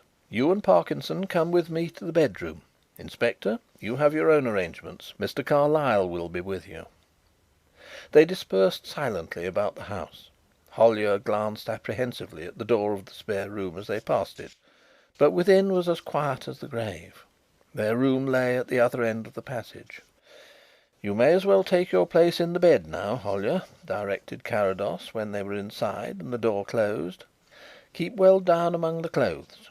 Creake has to get up on the balcony, you know, and he will probably peep through the window, but he dare come no further. Then, when he begins to throw up stones, slip on this dressing gown of your sister's. I'll tell you what to do after." The next 60 minutes drew out into the longest hour that the lieutenant had ever known. Occasionally he heard a whisper pass between the two men who stood behind the window curtains, but he could see nothing. Then Carrados threw a guarded remark in his direction. "He's in the garden now." Something scraped slightly against the outer wall, but the night was full of wilder sounds, and in the house the furniture and the boards creaked and sprung between the yawling of the wind among the chimneys, the rattle of the thunder, and the pelting of the rain. It was a time to quicken the steadiest pulse, and when the crucial moment came, when a pebble suddenly rang against the pane with a sound that the tense waiting magnified into a shivering crash, Hollyer leapt from the bed on the instant. "Easy, easy," warned Carrados feelingly. "We will wait for another knock." He passed something across. "Here is a rubber glove. I have cut the wire, but you had better put it on. Stand just for a moment at the window. Move the catch so that it can blow open a little, and drop immediately. Now." Another stone had rattled against the glass. For Hollyer to go through his part was the work merely of seconds. and with a few touches Carrados spread the dressing gown to more effective disguise about the extended form. But an unforeseen and, in the circumstances, rather horrible interval followed, for Creake, in accordance with some detail of his never revealed plan, continued to shower missile after missile against the panes, until even the unimpressionable Parkinson shivered. "The last act," whispered Carrados a moment after the throwing had ceased. "He has gone round to the back. Keep as you are. We take cover now." He pressed behind the arras of an extemporised wardrobe, and the spirit of emptiness and desolation seemed once more to reign over the lonely house. From half a dozen places of concealment, ears were straining to catch the first guiding sound. He moved very stealthily, burdened perhaps by some strange scruple in the presence of the tragedy that he had not feared to contrive, paused for a moment at the bedroom door, then opened it very quietly, and in the fickle light read the consummation of his hopes. "At last!" they heard the sharp whisper drawn from his relief. "At last!" He took another step, and two shadows seemed to fall upon him from behind, one on either side. With primitive instinct, a cry of terror and surprise escaped him as he made a desperate movement to wrench himself free, and for a short second he almost succeeded in dragging one hand into a pocket. Then his wrists slowly came together and the handcuffs closed. "I am Inspector Beedel," said the man on his right side. "You are charged with the attempted murder of your wife, Millicent Creake." "You're mad," retorted the miserable creature, falling into a desperate calmness. "She's been struck by lightning." "No, you blackguard, she hasn't," wrathfully exclaimed his brother-in-law, jumping up. "Would you like to see her?" "I also have to warn you," continued the inspector impassively, "that anything you say may be used as evidence against you." A startled cry from the farther end of the passage arrested their attention. "Mr. Carrados!" called Hollyer. "Oh, come at once!" At the open door of the other bedroom stood the lieutenant, his eyes still turned towards something in the room beyond, a little empty bottle in his hand. "Dead!" he exclaimed tragically, with a sob. "With this beside her. Dead, just when she would have been free of the brute." The blind man passed into the room, sniffed the air, and laid a gentle hand on the pulseless heart. "Yes," he replied. "That, Hollyer, does not always appeal to the woman, strange to say." End of the tragedy at Brookbend Cottage. 4. The last exploit of Harry the actor. The one insignificant fact upon which turned the following incident in the joint experiences of Mr. Carlyle and Max Carrados was merely this: that, having called upon his friend just at the moment when the private detective was on the point of leaving his office to go to the safe deposit in Lucas Street, Piccadilly, the blind amateur accompanied him, and for 10 minutes amused himself by sitting quite quietly among the palms in the centre of the circular hall, while Mr. Carlyle was occupied with his deed box in one of the little compartments provided for the purpose. The Lucas Street Depository was then (it has since been converted into a picture palace) generally accepted as being one of the strongest places in London. The front of the building was constructed to represent a gigantic safe door, and under the colloquial designation of "the safe," the place had passed into a synonym for all that was secure and impregnable. Half of the marketable securities in the west of London were popularly reported to have seen the inside of its coffers at one time or another, together with the same generous proportion of family jewels. However exaggerated an estimate this might be, the substratum of truth was solid and auriferous enough to dazzle the imagination. When ordinary safes were being carried bodily away with impunity or ingeniously fused open by the scientifically equipped cracksman, nervous bondholders turned with relief to the attractions of an establishment whose modest claim was summed up in its telegraphic address: impregnable. To it went also the jewel case between the ladies' social engagements, and when in due course the family journeyed north, or south, east, or west, whenever, in short, the London house was closed, its capacious storerooms received the plate chest as an established custom. Not a few traders also, jewellers, financiers, dealers in pictures, antiques and costly bijouterie, for instance, constantly used its facilities for any stock they did not require immediately to hand. There was only one entrance to the place, an exaggerated keyhole, to carry out the similitude of the safe door alluded to. The ground floor was occupied by the ordinary offices of the company. All the strong rooms and safes lay in the steel-cased basement. This was reached both by a lift and by a flight of steps. In either case the visitor found before him a grille of massive proportions. Behind its bars stood a formidable commissionaire, who never left his post, his sole duty being to open and close the grille to arriving and departing clients. Beyond this a short passage led into the round central hall where Carrados was waiting. From this part other passages radiated off to the vaults and strong rooms, each one barred from the hall by a grille scarcely less ponderous than the first one. The doors of the various private rooms put at the disposal of the company's clients and that of the manager's office filled the wall space between the radiating passages. Everything was very quiet, everything looked very bright, and everything seemed hopelessly impregnable. "But I wonder," ran Carrados's dubious reflection as he reached this point. "Sorry to have kept you so long, my dear Max," broke in Mr. Carlyle's crisp voice. He had emerged from his compartment and was crossing the hall, deed box in hand. "Another minute and I will be with you." Carrados smiled and nodded, and resumed his former expression, which was merely that of an uninterested gentleman waiting patiently for another. It is something of an attainment to watch closely without betraying undue curiosity, but others of the senses, hearing and smelling for instance, can be keenly engaged while the observer possibly has the appearance of falling asleep. "Now," announced Mr. Carlyle, returning briskly to his friend's chair and drawing on his grey suede gloves. "You're in no particular hurry?" "No," admitted the professional man with the slowness of mild surprise. "Not at all. What do you propose?" "It is very pleasant here," replied Carrados tranquilly. "Very cool and restful with this armoured steel between us and the dust and scurry of the hot July afternoon above. I propose remaining here for a few minutes longer." "Certainly," agreed Mr. Carlyle, taking the nearest chair and eyeing Carrados as though he had a shrewd suspicion of something more than met the ear. "I believe some very interesting people rent safes here. We may encounter a bishop or a winning jockey or even a musical comedy actress.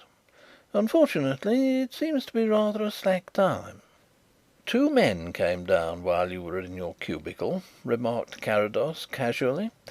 "The first took the lift. I imagine he was a middle-aged, rather portly man.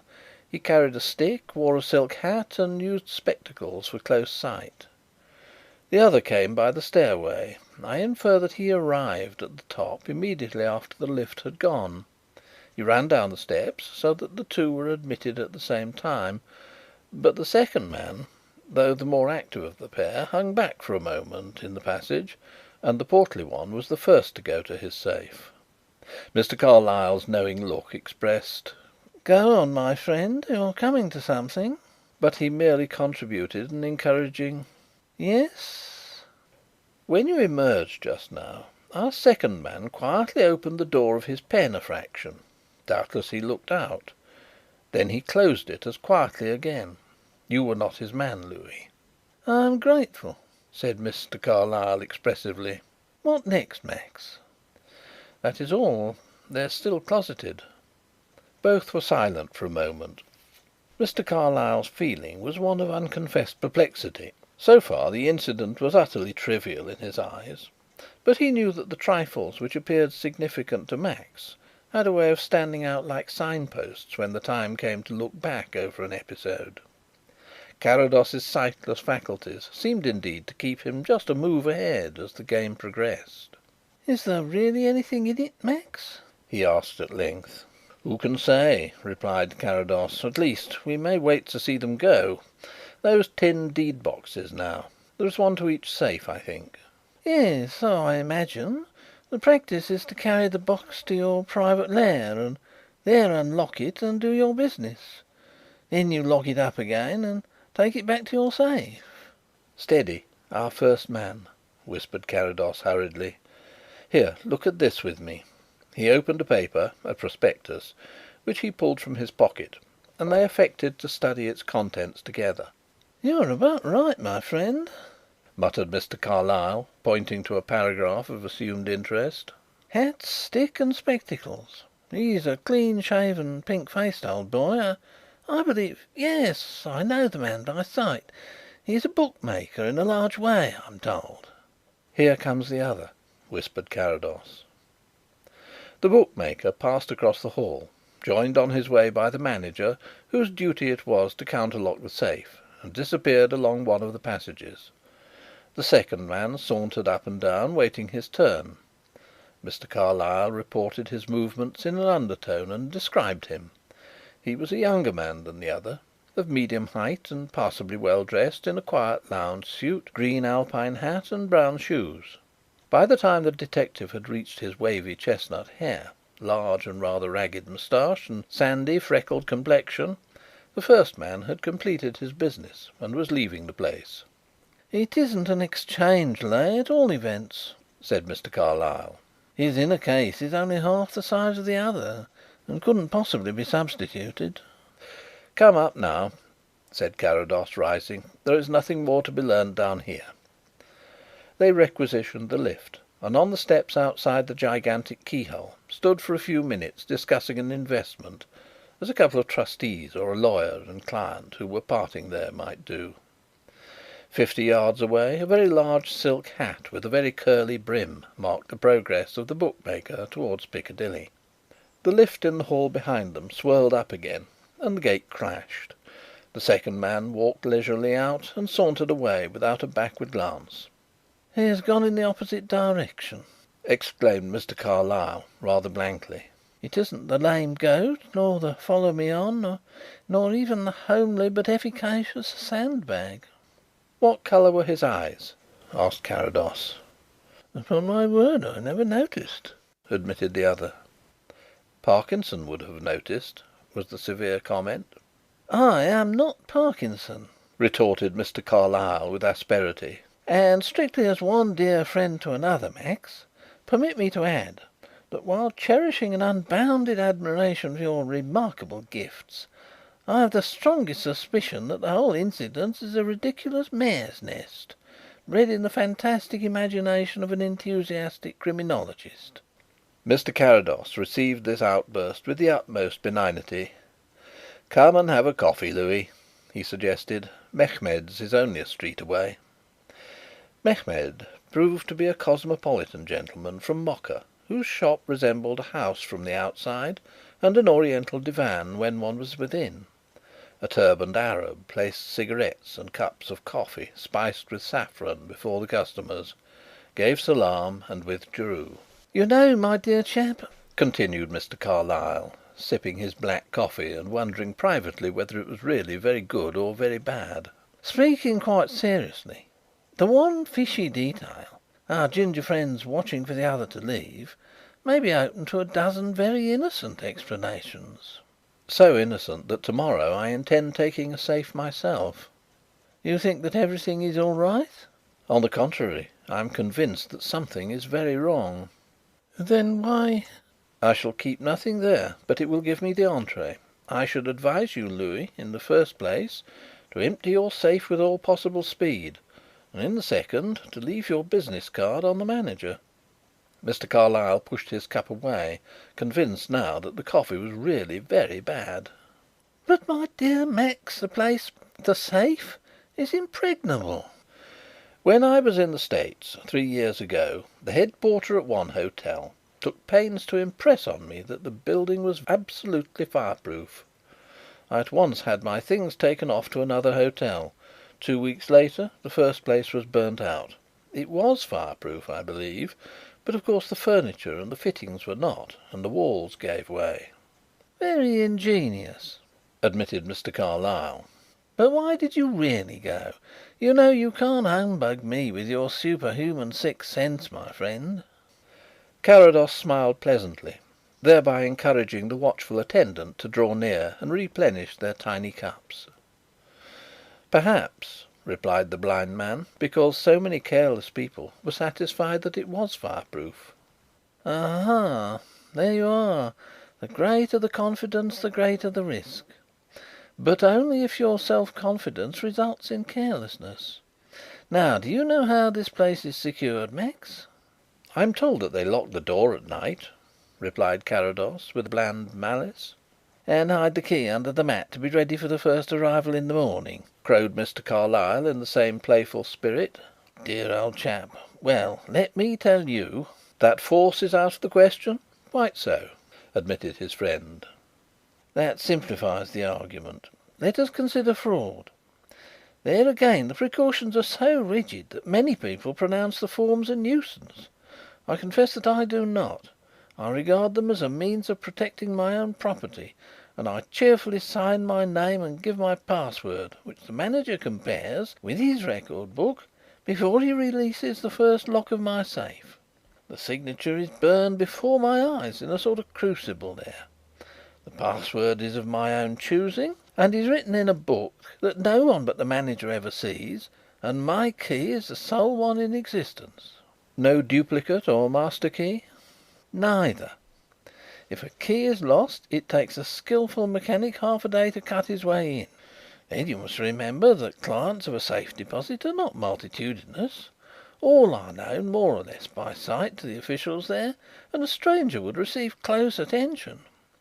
Now, Max, by what combination of circumstances is a rogue to know my password, to be able to forge my signature, to possess himself of my key, and to resemble me personally? And finally, how is he possibly to determine beforehand whether there is anything in my safe to repay so elaborate a plant?" Mr. Carlyle concluded in triumph, and was so carried away by the strength of his position that he drank off the contents of his second cup before he realized what he was doing. "At the hotel I just spoke of," replied Carrados, "there was an attendant whose one duty in case of alarm was to secure 3 iron doors. On the night of the fire he had a bad attack of toothache and slipped away for just a quarter of an hour to have the thing out. There was a most up-to-date system of automatic fire alarm. It had been tested only the day before, and the electrician, finding some part not absolutely to his satisfaction, had taken it away and had not had time to replace it. The night watchman, it turned out, had received leave to present himself a couple of hours later on that particular night, and the hotel fireman, whose duties he took over, had missed being notified. Lastly, there was a big riverside blaze at the same time, and all the engines were down at the other end of the city." Mr. Carlyle committed himself to a dubious monosyllable. Carrados leant forward a little. All these circumstances formed a coincidence of pure chance. Is it not conceivable, Louis, that an even more remarkable series might be brought about by design?" "Our tawny friend?" "Possibly. Only he was not really tawny." Mr. Carlyle's easy attitude suddenly stiffened into rigid attention. "He wore a false moustache." "He wore a false moustache?" repeated the amazed gentleman. "And you cannot see? No, really, Max, this is beyond the limit." "If only you would not trust your dear blundering old eyes so implicitly, you would get nearer that limit yourself," retorted Carrados. "The man carried a 5-yard aura of spirit gum, emphasized by a warm, perspiring skin. That inevitably suggested one thing. I looked for further evidence of making up, and found it. These preparations all smell. The hair you described was characteristically that of a wig, worn long to hide the joining and made wavy to minimize the length. All these things are trifles. As yet we have not gone beyond the initial stage of suspicion. I will tell you another trifle. When this man retired to a compartment with his deed box, he never even opened it. Possibly it contained a brick and a newspaper. He's only watching." "Watching the bookmaker?" "True, but it may go far wider than that. Everything points to a plot of careful elaboration." "Still, if you are satisfied " "I am quite satisfied," replied Mr. Carlyle gallantly. I regard the safe almost as a national institution, and as such I have an implicit faith in its precautions against every kind of force or fraud." So far Mr. Carlyle's attitude had been suggestive of a rock, but at this point he took out his watch, hummed a little to pass the time, consulted his watch again, and continued: "I'm afraid that there were one or two papers which I overlooked. It would perhaps save me coming again to morrow if I went back now." "Quite so," acquiesced Carrados with perfect gravity. "I will wait for you." For 20 minutes he sat there, drinking an occasional tiny cup of boiled coffee, and to all appearance placidly enjoying the quaint atmosphere which Mr. Mehmed had contrived to transplant from the shores of the Persian Gulf. At the end of that period Carlyle returned, politely effusive about the time he had kept his friend waiting, but otherwise bland and unassailable. Anyone with eyes might have noticed that he carried a parcel of about the same size and dimensions as the deed box that fitted his safe. The next day Carrados presented himself at the safe deposit as an intending renter. The manager showed him over the vaults and strong rooms, explaining the various precautions taken to render the guile or force of man impotent, the strength of the chilled steel walls, the casing of electricity resisting concrete, the stupendous isolation of the whole inner fabric on metal pillars, so that the watchman, while inside the building, could walk above, below, and all round the outer walls of what was really, though it bore no actual relationship to the advertising device of the front, a monstrous safe. And finally, the arrangement which would enable the basement to be flooded with steam within 3 minutes of an alarm. These details were public property. The safe was a show place, and its directors held that no harm could come of displaying a strong hand. Accompanied by the observant eyes of Parkinson, Carrados gave an adventurous but not a hopeful attention to these particulars. Submitting the problem of the tawny man to his own ingenuity, he was constantly putting before himself the question, "How shall I set about robbing this place?" And he had already dismissed force as an impracticable. Nor, when it came to the consideration of fraud, did the simple but effective safeguards which Mr. Carlyle had specified seem to offer any loophole.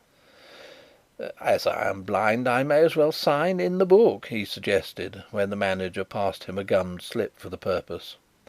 The precaution against one acquiring details of another client might well be deemed superfluous in his case.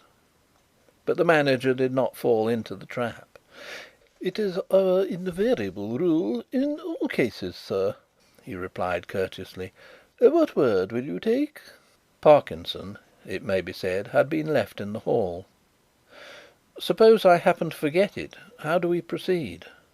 "In that case, I am afraid that I might have to trouble you to establish your identity," the manager explained. "It rarely happens." "Then we will say conspiracy." The word was written down and the book closed. "Here is your key, sir. If you will allow me your key ring." A week went by, and Carrados was no nearer the absolute solution of the problem he had set himself. He had indeed evolved several ways by which the contents of the safe might be reached, some simple and desperate, hanging on the razor edge of chance to fall this way or that; others more elaborate, safer on the whole, but more liable to break down at some point of their ingenious intricacy. And setting aside complicity on the part of the manager, a condition that Carrados had satisfied himself did not exist, they all depended on a relaxation of the forms by which security was assured. Carrados continued to have several occasions to visit the safe during the week, and he watched with a quiet persistence that was deadly in its scope. But from beginning to end there was no indication of slackness in the business-like methods of the place, nor during any of his visits did the tawny man appear in that or any other disguise. Another week passed. Mr. Carlyle was becoming inexpressibly waggish, and Carrados himself, although he did not abate a jot of his conviction, was compelled to bend to the realities of the situation. The manager, with the obstinacy of a conscientious man who had become obsessed with the pervading note of security, excused himself from discussing abstract methods of fraud. Carrados was not in a position to formulate a detailed charge. He withdrew from active investigation, content to await his time. It came, to be precise, on a certain Friday morning, 17 days after his first visit to the safe. Returning late on the Thursday night, he was informed that a man giving the name of Draycott had called to see him.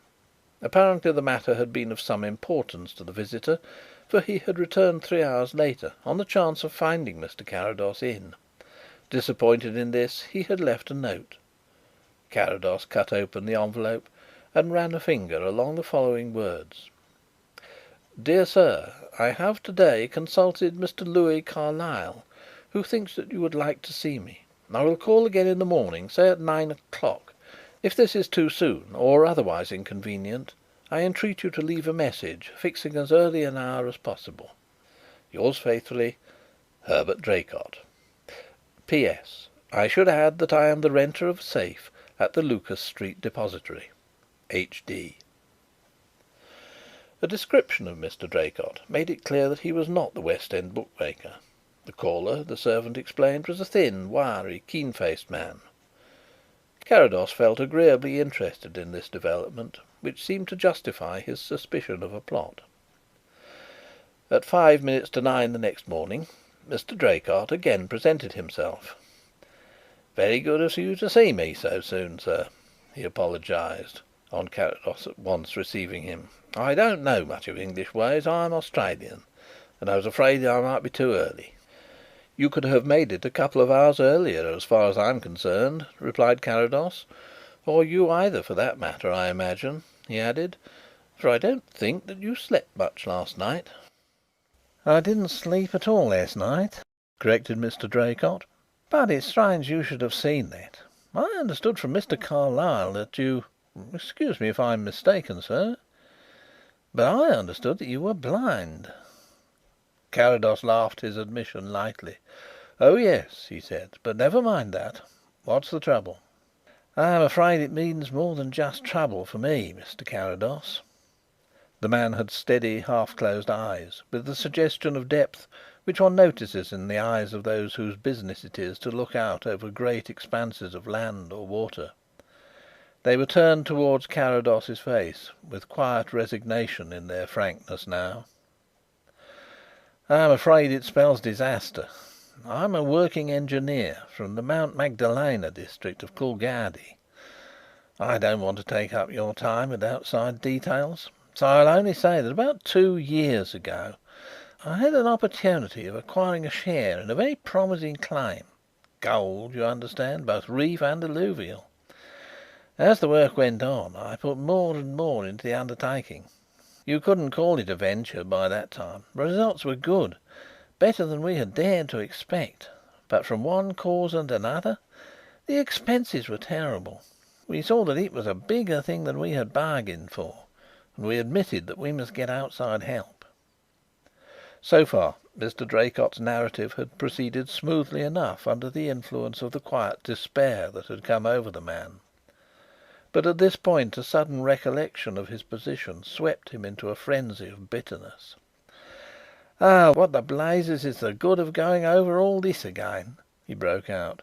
"What can you or anyone else do anyhow? I've been robbed, rooked, cleared out of everything I possess." And tormented by recollections and by the impotence of his rage, the unfortunate engineer beat the oak table with the back of his hand until his knuckles bled. Carrados waited until the fury had passed. "Continue, if you please, Mr. Draycott," he said. "Just what you thought it best to tell me is just what I want to know." "I'm sorry, sir," apologised the man, colouring under his tanned skin. "I ought to be able to control myself better, but this business has shaken me.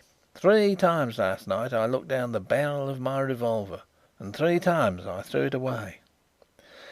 Well, we arranged that I should come to London to interest some financiers in the property.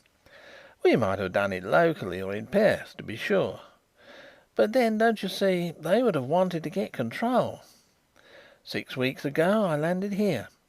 I brought with me specimens of the quartz and good samples of extracted gold, dust and nuggets. The clearing up of several weeks' working, about 240 ounces in all. That includes the Magdalena lodestar, our lucky nugget, a lump weighing just under 7 pounds of pure gold. I had seen an advertisement of this Lucas Street safe deposit, and it seemed just the thing I wanted. Besides the gold, I had all the papers to do with the claims, plans, reports, receipts, licences and so on. Then, when I cashed my letter of credit, I had about £150 in notes. Of course I could have left everything at the bank, but it was more convenient to have it, as it were, in my own safe, to get at any time, and to have a private room that I could take any gentleman to. I hadn't a suspicion that anything could be wrong. Negotiations hung on in several quarters. It's a bad time to do business here, I find. Then yesterday I wanted something.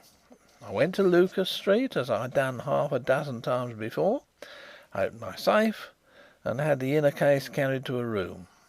Mr. Carrados, it was empty." "Quite empty?" "No." He laughed bitterly. "At the bottom was a sheet of wrapper paper. I recognised it as a piece I'd left there in case I wanted to make up a parcel. But for that I should have been convinced that I had somehow opened the wrong safe. That was my first idea. It cannot be done." "So I understand, sir. And then there was the paper with my name written on it in the empty tin. I was dazed. It seemed impossible.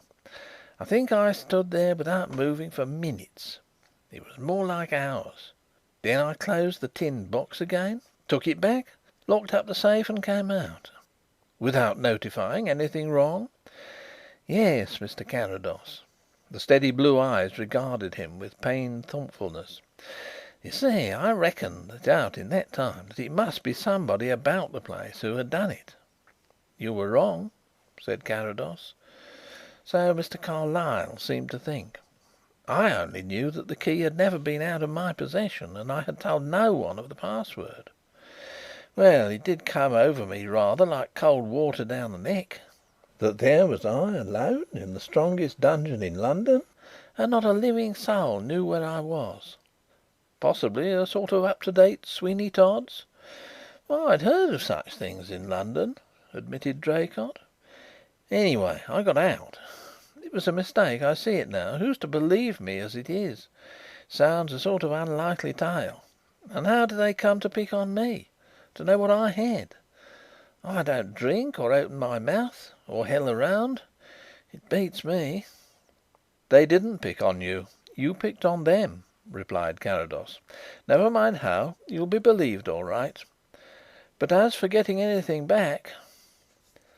The unfinished sentence confirmed Mr. Draycott in his gloomiest anticipations. "I hope the numbers of the notes," he suggested, with an attempt at hopefulness.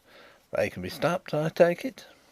"Stopped? Yes," admitted Carrados. "And what does that amount to? The banks and the police stations will be notified, and every little public house between here and Land's End will change one for the scribbling of John Jones across the back. No, Mr. Draycott, it's awkward, I dare say, but you must make up your mind to wait until you can get fresh supplies from home. Where are you staying?" Draycott hesitated. "I have been at the Abbotsford in Bloomsbury up to now," he said, with some embarrassment. "The fact is, Mr. Carrados, I think I ought to have told you how I was placed before consulting you, because I see no prospect of being able to pay my way. Knowing that I had plenty in the safe, I'd run it rather close. I went chiefly yesterday to get some notes. I have a week's hotel bill in my pocket, and..." He glanced down at his trousers. "I've ordered one or two other things, unfortunately." "That will be a matter of time, doubtless," suggested the other encouragingly. Instead of replying, Draycott suddenly dropped his arms onto the table and buried his face between them. A minute passed in silence. "It's no good, Mr. Carrados," he said, when he was able to speak. "I can't meet it. Say what you like, I simply can't tell those chaps that I've lost everything we had, and ask them to send me more. They couldn't do it if I did. Understand me, sir, the mine is a valuable one. We have the greatest faith in it, but it's gone beyond our depth. The three of us have put everything we own into it. While I'm here, they're doing labourers' work for a wage, just to keep going. Waiting, oh my God, waiting for good news from me." Carrados walked round the table to his desk and wrote. Then, without a word, he held out a paper to his visitor. "What's this?" demanded Draycott in bewilderment. It's a cheque for £100. "It will carry you on," explained Carrados imperturbably. "A man like you isn't going to throw up the sponge for this setback. Cable to your partners that you require copies of all the papers at once. They'll manage it, never fear. The gold must go. Write fully by the next mail. Tell them everything, and add that in spite of all you feel that you are nearer success than ever." Mr. Draycott folded the cheque with thoughtful deliberation and put it carefully away in his pocket book. "I don't know whether you've guessed as much, sir," he said in a queer voice, "but I think you've saved a man's life today. It's not the money, it's the encouragement and faith. If you could see, you'd know better than I can say how I feel about it." Carrados laughed quietly. It always amused him to have people explain how much more he would learn if he had eyes. "Then we'll go on to Lucas Street and give the manager the shock of his life," was all he said. "Come, Mr. Draycott, I have already rung up the car." But as it happened, another instrument had been destined to apply that stimulating experience to the manager. As they stepped out of the car opposite "the safe," a taxi cab drew up, and Mr. Carlyle's alert and cheery voice hailed them. "A moment, Max," he called, turning to settle with his driver, a transaction that he invested with an air of dignified urbanity which almost made up for any small pecuniary disappointment that may have accompanied it. "This is indeed fortunate. Let us compare notes for a moment. I have just received an almost imploring message from the manager to come at once. I assumed it was the affair of our colonial friend here, but he went on to mention Professor Holmfast Bulge. Can it really be possible that he has also made a similar discovery?" "What did the manager say?" asked Carrados. "He was practically incoherent, but I really think it must be so. What have you done?" "Nothing," replied Carrados. He turned his back on "the safe" and appeared to be regarding the other side of the street. "There is a tobacconist's shop directly opposite?" "There is." "What do they sell on the first floor?" "Possibly they sell rubbo. I hazard the suggestion from the legend 'Rub in rubbo for everything,' which embellishes each window." "The windows are frosted?" "They are, up to half way up. Mysterious man." Carrados walked back to his motor car. "While we are away, Parkinson, go across and buy a tin, bottle, box or packet of rubbo." "What is rubbo, Max?" chirped Mr. Carlyle with insatiable curiosity. "So far we do not know. When Parkinson gets some, Louis, you shall be the one to try it." They descended into the basement and were passed in by the grille keeper, whose manner betrayed a discreet consciousness of something in the air. It was unnecessary to speculate why. In the distance, muffled by the armoured passages, an authoritative voice boomed like a sonorous bell heard under water. "What, however, are the facts?" it was demanding, with the causticity of baffled helplessness. "I am sure that there is no other key in existence, yet my safe has been unlocked. I am given to understand that without the password it would be impossible for an unauthorized person to tamper with my property. My password, deliberately chosen, is anthropophaginian, sir. Is it one that is familiarly on the lips of the criminal classes? But my safe is empty. What is the explanation? Who are the guilty persons? What is being done? Where are the police?" "If you consider that the proper course to adopt is to stand on the doorstep and beckon in the first constable who happens to pass, permit me to say, sir, that I differ from you," retorted the distracted manager. "You may rely on everything possible being done to clear up the mystery. As I told you, I have already telephoned for a capable private detective and for one of my directors." "But that is not enough," insisted the Professor angrily. "Will one mere private detective restore my £6,000 Japanese 4.5% bearer bonds? Is the return of my irreplaceable notes on polyphyletic bridal customs among the mid-Pleistocene cavemen to depend on a solitary director? I demand that the police shall be called in, as many as are available. Let Scotland Yard be set in motion. A searching inquiry must be made. I have only been a user of your precious establishment for 6 months, and this is the result." "There you hold the key of the mystery, Professor Bulge," interposed Carrados quietly. "Who is this, sir?" demanded the exasperated Professor at large. Permit me," explained Mr. Carlyle with bland assurance. "I am Louis Carlyle of Brampton Street. This gentleman is Mr. Max Carrados, the eminent amateur specialist in crime." "I shall be thankful for any assistance towards elucidating this appalling business," condescended the Professor sonorously. "Let me put you in possession of the facts." "Perhaps if we went into your room," suggested Carrados to the manager, "we should be less liable to interruption." "Quite so, quite so," boomed the Professor, accepting the proposal on everyone else's behalf. "The facts, sir, are these. I am the unfortunate possessor of a safe here, in which a few months ago I deposited, among less important matter, 60 bearer bonds of the Japanese Imperial Loan, the bulk of my small fortune, and the manuscript of an important projected work on prophylactic bridal customs among the mid-Pleistocene cavemen. To-day I came to detach the coupons, which fall due on the 15th, to pay them into my bank, a week in advance, in accordance with my custom. What do I find? I find the safe locked and apparently intact, as when I last saw it a month ago. But it is far from being intact, sir. It has been opened, ransacked, cleared out. Not a single bond, not a scrap of paper remains." It was obvious that the manager's temperature had been rising during the latter part of this speech, and now he boiled over. "Pardon my flatly contradicting you, Professor Bulge. You have again referred to your visit here a month ago as your last. You will bear witness of that, gentlemen? When I inform you that the Professor had access to his safe as recently as Monday last, you will recognise the importance that the statement may assume."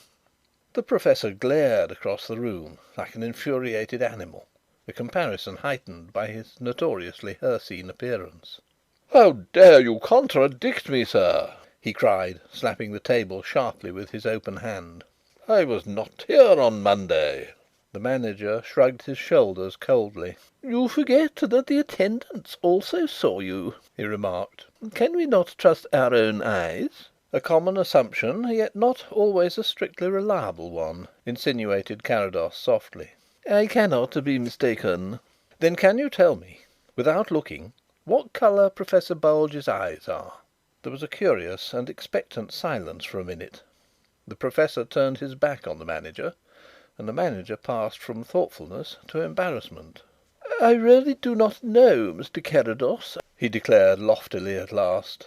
"I do not refer to mere trifles like that." "Then you can be mistaken," replied Carrados mildly, yet with decision. "But the ample hair, the venerable flowing beard, the prominent nose and heavy eyebrows?" "These are just the striking points that are most easily counterfeited. They take the eye. If you would ensure yourself against deception, learn rather to observe the eye itself, and particularly the spots on it, the shape of the fingernails, the set of the ears. These things cannot be simulated." "You seriously suggest that the man was not Professor Bulge? That he was an impostor?" "The conclusion is inevitable. Where were you on Monday, Professor?" "I was on a short lecturing tour in the Midlands. On Saturday I was in Nottingham. On Monday in Birmingham. I did not return to London until yesterday." Carrados turned to the manager again and indicated Draycott, who so far had remained in the background. "And this gentleman? Did he by any chance come here on Monday?" "He did not, Mr. Carrados, but I gave him access to his safe on Tuesday afternoon and again yesterday." Draycott shook his head sadly. "Yesterday I found it empty," he said, "and all of Tuesday afternoon I was at Brighton, trying to see a gentleman on business." The manager sat down very suddenly. "Good God, another!" he exclaimed faintly. "I am afraid the list is only beginning," said Carrados. "We must go through your renters' book." The manager roused himself to protest. "That cannot be done. No one but myself or my deputy ever sees the book. It would be unprecedented." "The circumstances are unprecedented," replied Carrados. "If any difficulties are placed in the way of these gentlemen's investigations, I shall make it my duty to bring the facts before the Home Secretary," announced the Professor, speaking up to the ceiling with the voice of a brazen trumpet. Carrados raised a deprecating hand. "May I make a suggestion?" he remarked. "Now, I am blind. If, therefore " "Very well," acquiesced the manager. "But I must request the others to withdraw." For 5 minutes Carrados followed the list of safe renters as the manager read them to him. Sometimes he stopped the catalogue to reflect a moment. Now and then he brushed a finger tip over a written signature and compared it with another. Occasionally a password interested him. But when the list came to an end he continued to look into space without any sign of enlightenment. "So much is perfectly clear and yet so much is incredible," he mused. "You insist that you alone have been in charge for the last 6 months." "I have not been away for a day this year." "Meals?" "I have my lunch sent in." "And this room could not be entered without your knowledge while you were about the place?" "It is impossible. The door is fitted with a powerful spring and a feather touch self acting lock. It cannot be left unlocked unless you deliberately prop it open." "And, with your knowledge, no one has had an opportunity of having access to this book?" "No," was the reply. Carrados stood up and began to put on his gloves. "Then I must decline to pursue my investigation any further," he said icily. "Why? Why?" stammered the manager. "Because I have positive reason for believing that you are deceiving me." "Please sit down, Mr. Carrados. It is quite true that when you put the last question to me a circumstance rushed into my mind which, so far as the strict letter was concerned, might seem to demand yes instead of no. But not in the spirit of your inquiry. It would be absurd to attach any importance to the incident I refer to." "That would be for me to judge." "You shall do so, Mr. Carrados. I live at Windermere Mansions with my sister. A few months ago she got to know a married couple who had recently come to the opposite flat. The husband was a middle-aged, scholarly man who spent most of his time in the British Museum. His wife's tastes were different.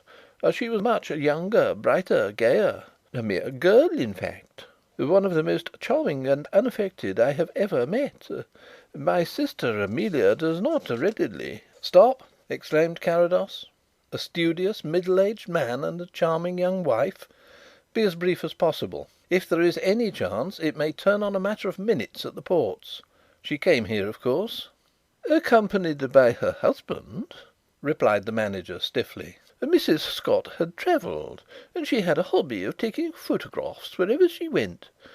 When my position accidentally came out one evening she was carried away by the novel idea of adding views of a safe deposit to her collection, as enthusiastic as a child.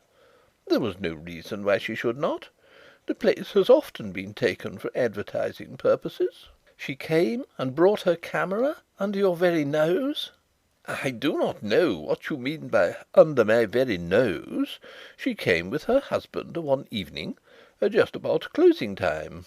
She brought her camera, of course. Quite a small affair." "And contrived to be in here alone?" "I take exception to the word 'contrived.' It happened. I sent out for some tea and in the course—" "How long was she alone in here?" 2 or 3 minutes at the most. When I returned she was seated at my desk. That was what I referred to. The little rogue had put on my glasses and had got hold of a big book. We were great chums, and she was delighted to mock me. I confess that I was startled, merely instinctively, to see that she had taken up this book. But the next moment I saw that she had it upside down. Clever. She couldn't get away in time, and the camera, with half a dozen of its specially sensitised films already snapped over the last few pages by her side. That child? Yes.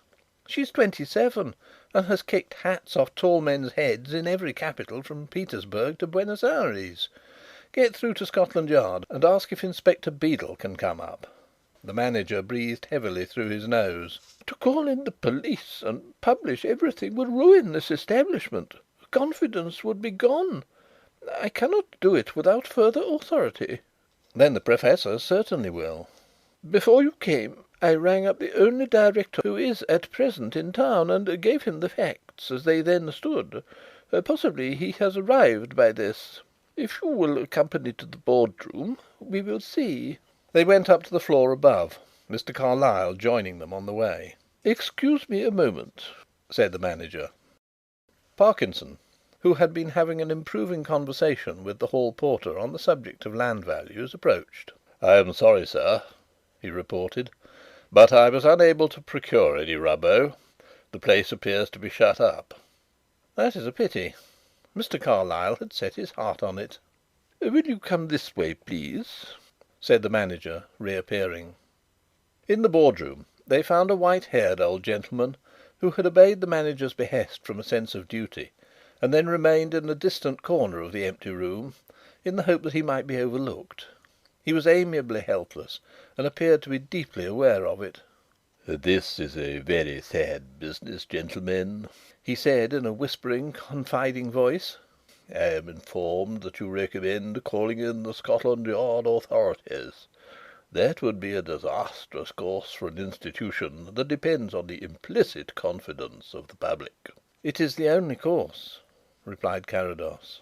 "The name of Mr. Carrados is well known to us in connection with a delicate case. Could you not carry this one through?" "It is impossible. A wide inquiry must be made. Every port will have to be watched. The police alone can do that." He threw a little significance into the next sentence. "I alone can put the police in the right way of doing it." "And will you do that, Mr. Carrados?" Carrados smiled engagingly. He knew exactly what constituted the great attraction of his services. "My position is this," he explained. "So far my work has been entirely amateur. In that capacity I have averted one or two crimes, remedied an occasional injustice, and now and then been of service to my professional friend Louis Carlyle. But there is no reason at all why I should serve a commercial firm in an ordinary affair of business for nothing. For any information I should require a fee, a quite nominal fee of, say, £100. The director looked as though his faith in human nature had received a rude blow. £100 would be a very large initial fee for a small firm like this, Mr. Carrados," he remarked in a pained voice. "And that, of course, would be independent of Mr. Carlyle's professional charges," added Carrados. "Is that sum contingent on any specific performance?" inquired the manager. "I do not mind making it conditional on my procuring for you, for the police to act on, a photograph and a description of the thief." The two officials conferred apart for a moment. Then the manager returned. "We will agree, Mr. Carrados, on the understanding that these things are to be in our hands within 2 days. Failing that—" "No, no!" cried Mr. Carlyle indignantly. But Carrados good-humouredly put him aside. "I will accept the condition in the same sporting spirit that inspires it. Within 48 hours or no pay. The cheque, of course, to be given immediately the goods are delivered." "You may rely on that." Carrados took out his pocket book, produced an envelope bearing an American stamp, and from it extracted an unmounted print. "Here is the photograph," he announced. "The man is called Ulysses K. Groom, but he is better known as Harry the Actor. You will find the description written on the back." 5 minutes later, when they were alone, Mr. Carlyle expressed his opinion of the transaction. "You are an unmitigated humbug, Max," he said. "though an amiable one, I admit. But purely for your own private amusement you spring these things on people." "On the contrary," replied Carrados, "people spring these things on me." "Now this photograph. Why have I heard nothing of it before?" Carrados took out his watch and touched the fingers. "It is now 3 minutes to 11. I received the photograph at 8:20." "Even then, an hour ago, you assured me that you had done nothing." "Nor had I, so far as result went. Until the keystone of the edifice was wrung from the manager in his room, I was as far away from demonstrable certainty as ever." "So am I as yet," hinted Mr. Carlyle. "I'm coming to that, Louis. I turn over the whole thing to you. The man has got 2 clear days' start, and the chances are 9 to 1 against catching him. We know everything, and the case has no further interest for me. But it's your business. Here is your material. On that one occasion when the Tawny man crossed our path, I took from the first a rather more serious view of his scope and intention than you did. The same day I sent a cipher cable to Pearson of the New York service.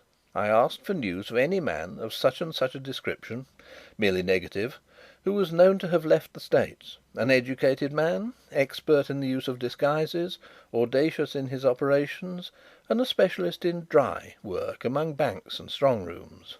"Why the States, Max?" That was a sighting shot on my part. I argued that he must be an English-speaking man. The smart and inventive turn of the modern Yank has made him a specialist in ingenious devices, straight or crooked. Unpickable locks and invincible lock-pickers, burglar-proof safes and safe-specializing burglars come equally from the States. So I tried a very simple test. As we talked that day, and the man walked past us, I dropped the words "New York," or rather "New York," in his hearing. "I know you did. He neither turned nor stopped." He was that much on his guard, but into his step there came, though your poor old eyes could not see it, Louis, a psychological pause, an absolute arrest of perhaps 1/5 of a second, just as it would have done with you if the word London had fallen on your ear in a distant land. However, the whys and wherefores don't matter. Here is the essential story. 18 months ago, Harry the actor successfully looted the office safe of Mackenzie, J.F. Higgs and Company, of Cleveland, Ohio. He had just married a smart but very facile third-rate vaudeville actress, English by origin, and wanted money for the honeymoon. He got about £500, and with that they came to Europe and stayed in London for some months. That period is marked by the Congreve Square post office burglary, you may remember. While studying such of the British institutions as most appealed to him, the actor's attention became fixed on this safe deposit.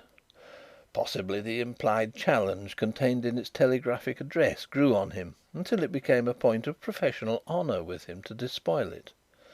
At all events, he was presumably attracted by an undertaking that promised not only glory but very solid profit.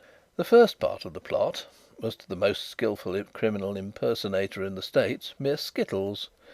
Spreading over those months, he appeared at the safe in 12 different characters and rented 12 safes of different sizes. At the same time he made a thorough study of the methods of the place. As soon as possible he got the keys back again into legitimate use, having made duplicates for his own private ends, of course. 5 he seems to have returned during his first stay. 1 was received later, with profuse apologies, by registered post. 1 was returned through a leading Berlin bank. 6 months ago he made a flying visit here, purely to work off 2 more. 1 he kept from first to last, and the remaining couple he got in at the beginning of his second long residence here, 3 or 4 months ago. This brings us to the serious part of the cool enterprise. He had funds from the Atlantic and South Central mail car coup when he arrived here last April.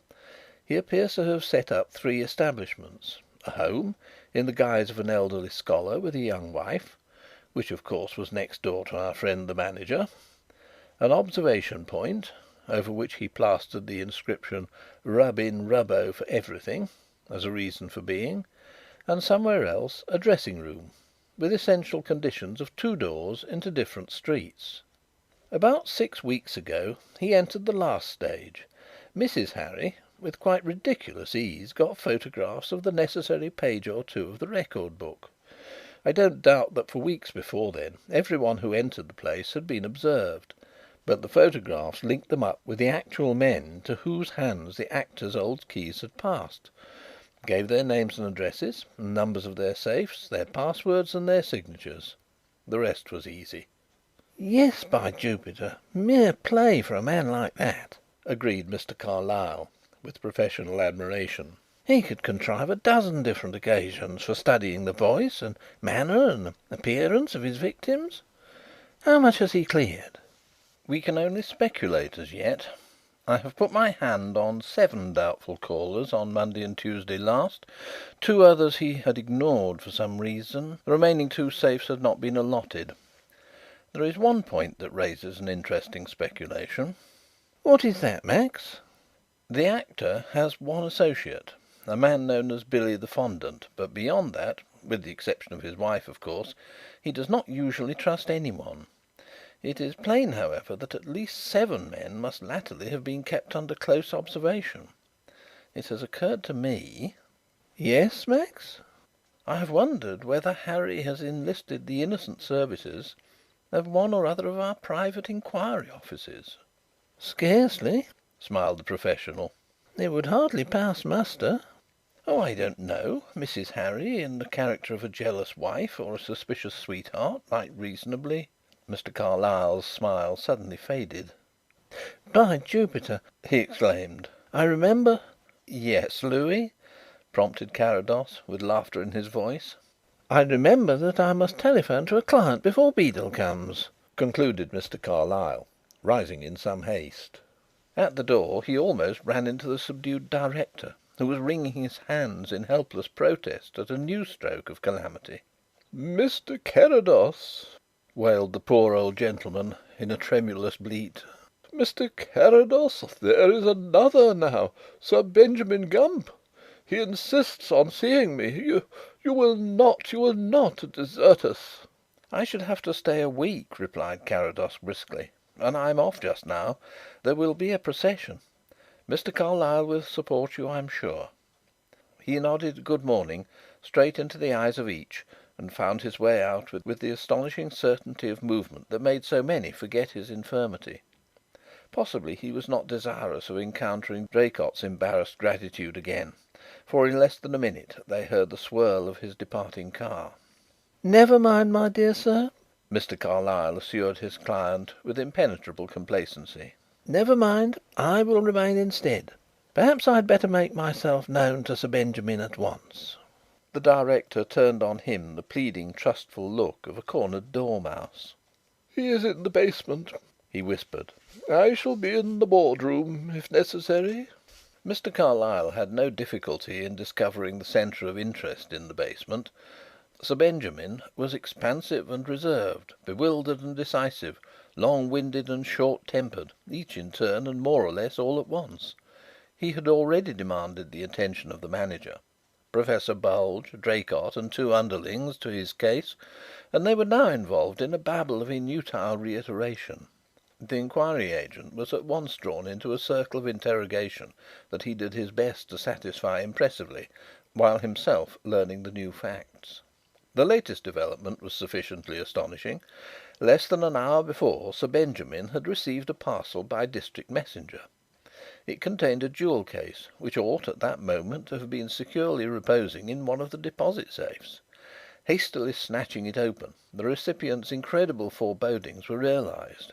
It was empty of jewels, that is to say, for, as if to add a sting to the blow, a neatly inscribed card had been placed inside, and on it the agitated baronet read the appropriate, but at the moment rather gratuitous maxim, "Lay not up for yourselves treasures upon earth."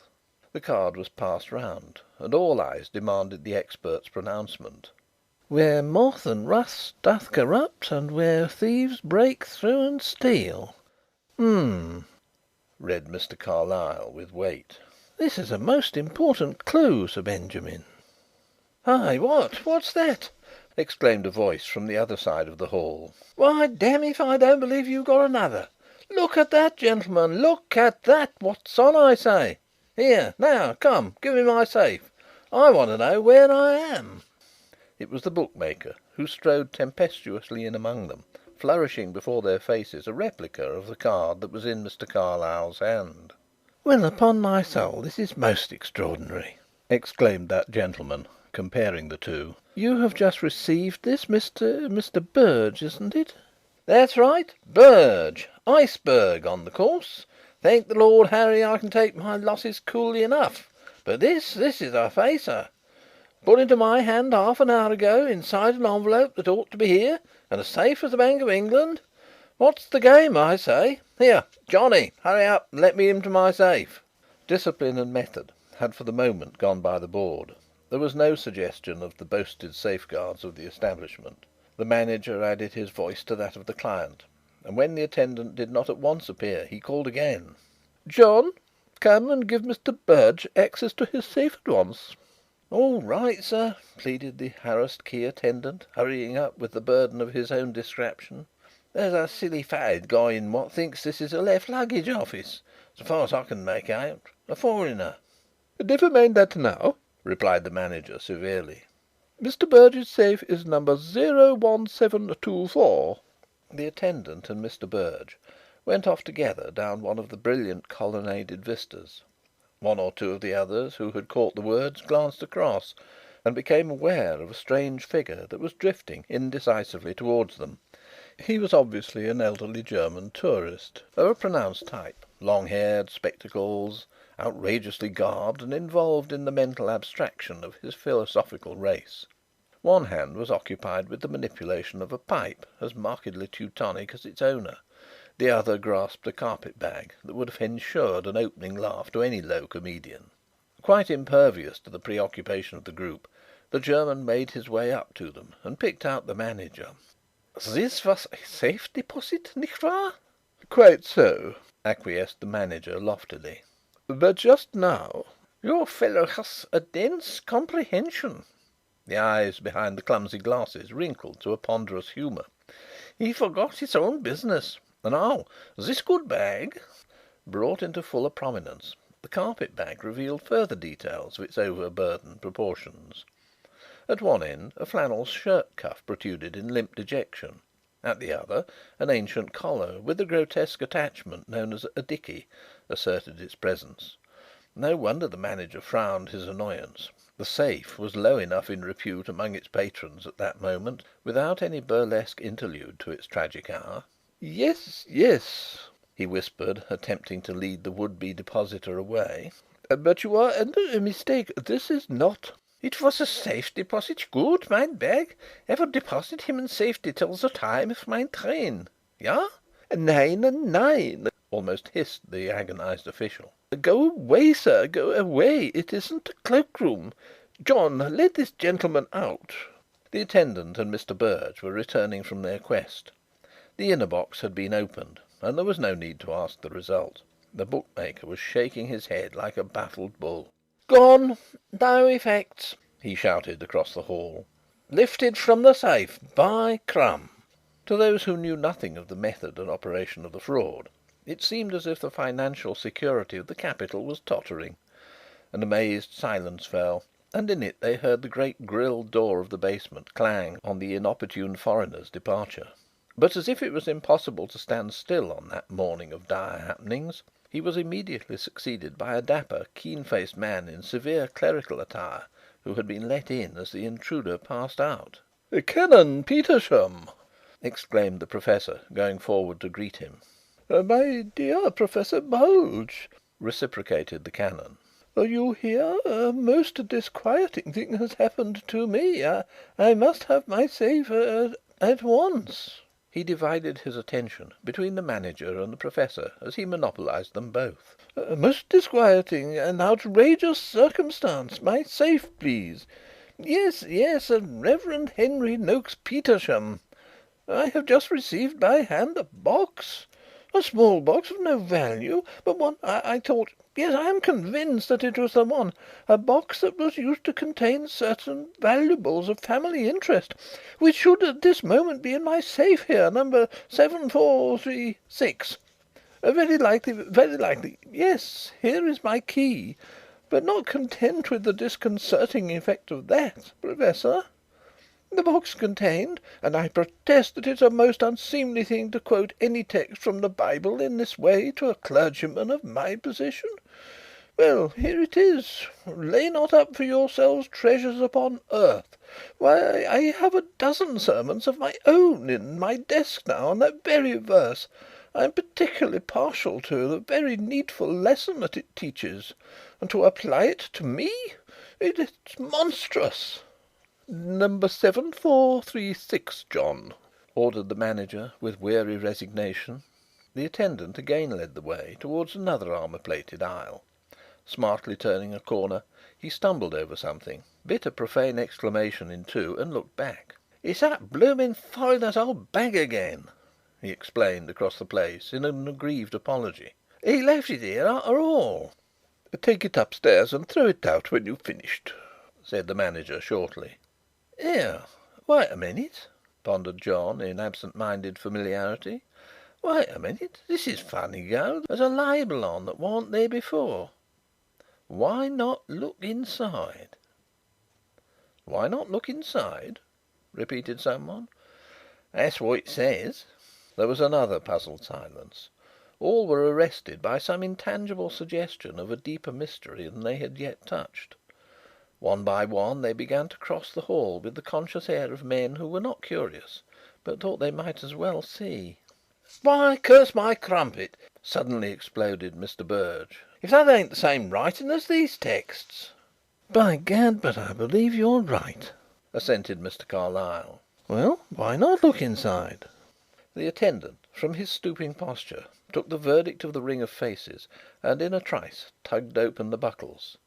The central fastening was not locked, and yielded to a touch.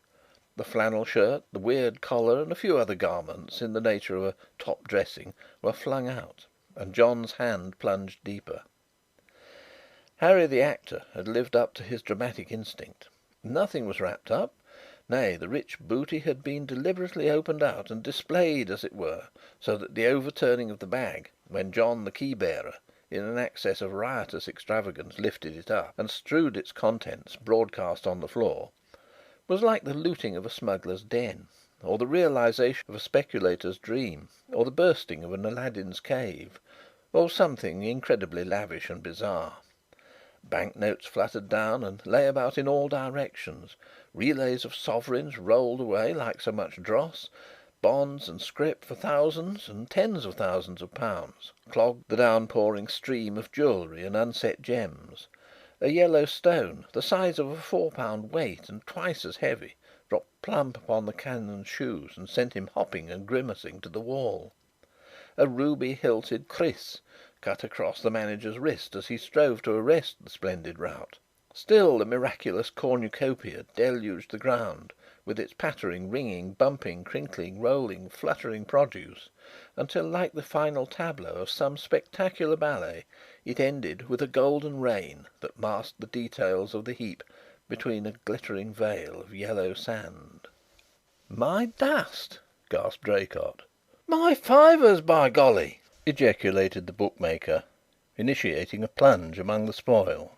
"My Japanese bonds, coupons and all, and yes, even the manuscript of my work on prophylactic bridal customs among the mid-Pleistocene cavemen. Ha!" Something approaching a cachinnation of delight closed the Professor's contribution to the pandemonium, and eyewitnesses afterwards declared that for a moment the dignified scientist stood on one foot in the opening movement of a can-can. "My wife's diamonds! Thank Heaven!" cried Sir Benjamin, with the air of a schoolboy who was very well out of a swishing. "But what does it mean?" demanded the bewildered canon. "Here are my family heirlooms, a few decent pearls, my grandfather's collection of camei, and other trifles. But who?" "Perhaps this offers some explanation," suggested Mr. Carlyle, unpinning an envelope that had been secured to the lining of the bag. "It is addressed 'To 7 rich sinners.' Shall I read it for you?" For some reason the response was not unanimous, but it was sufficient. Mr. Carlyle cut open the envelope. "My dear friends, aren't you glad? Aren't you happy at this moment? Ah, yes, but not with the true joy of regeneration that alone can bring lightness to the afflicted soul. Pause while yet there is time. Cast off the burden of your sinful lusts, for what shall it profit a man if he shall gain the whole world and lose his own soul? Mark chapter 8, verse 36. Oh, my friends, you have had an all-fired narrow squeak. Up till the Friday in last week I held your wealth in the hollow of my ungodly hand, and rejoiced in my nefarious cunning.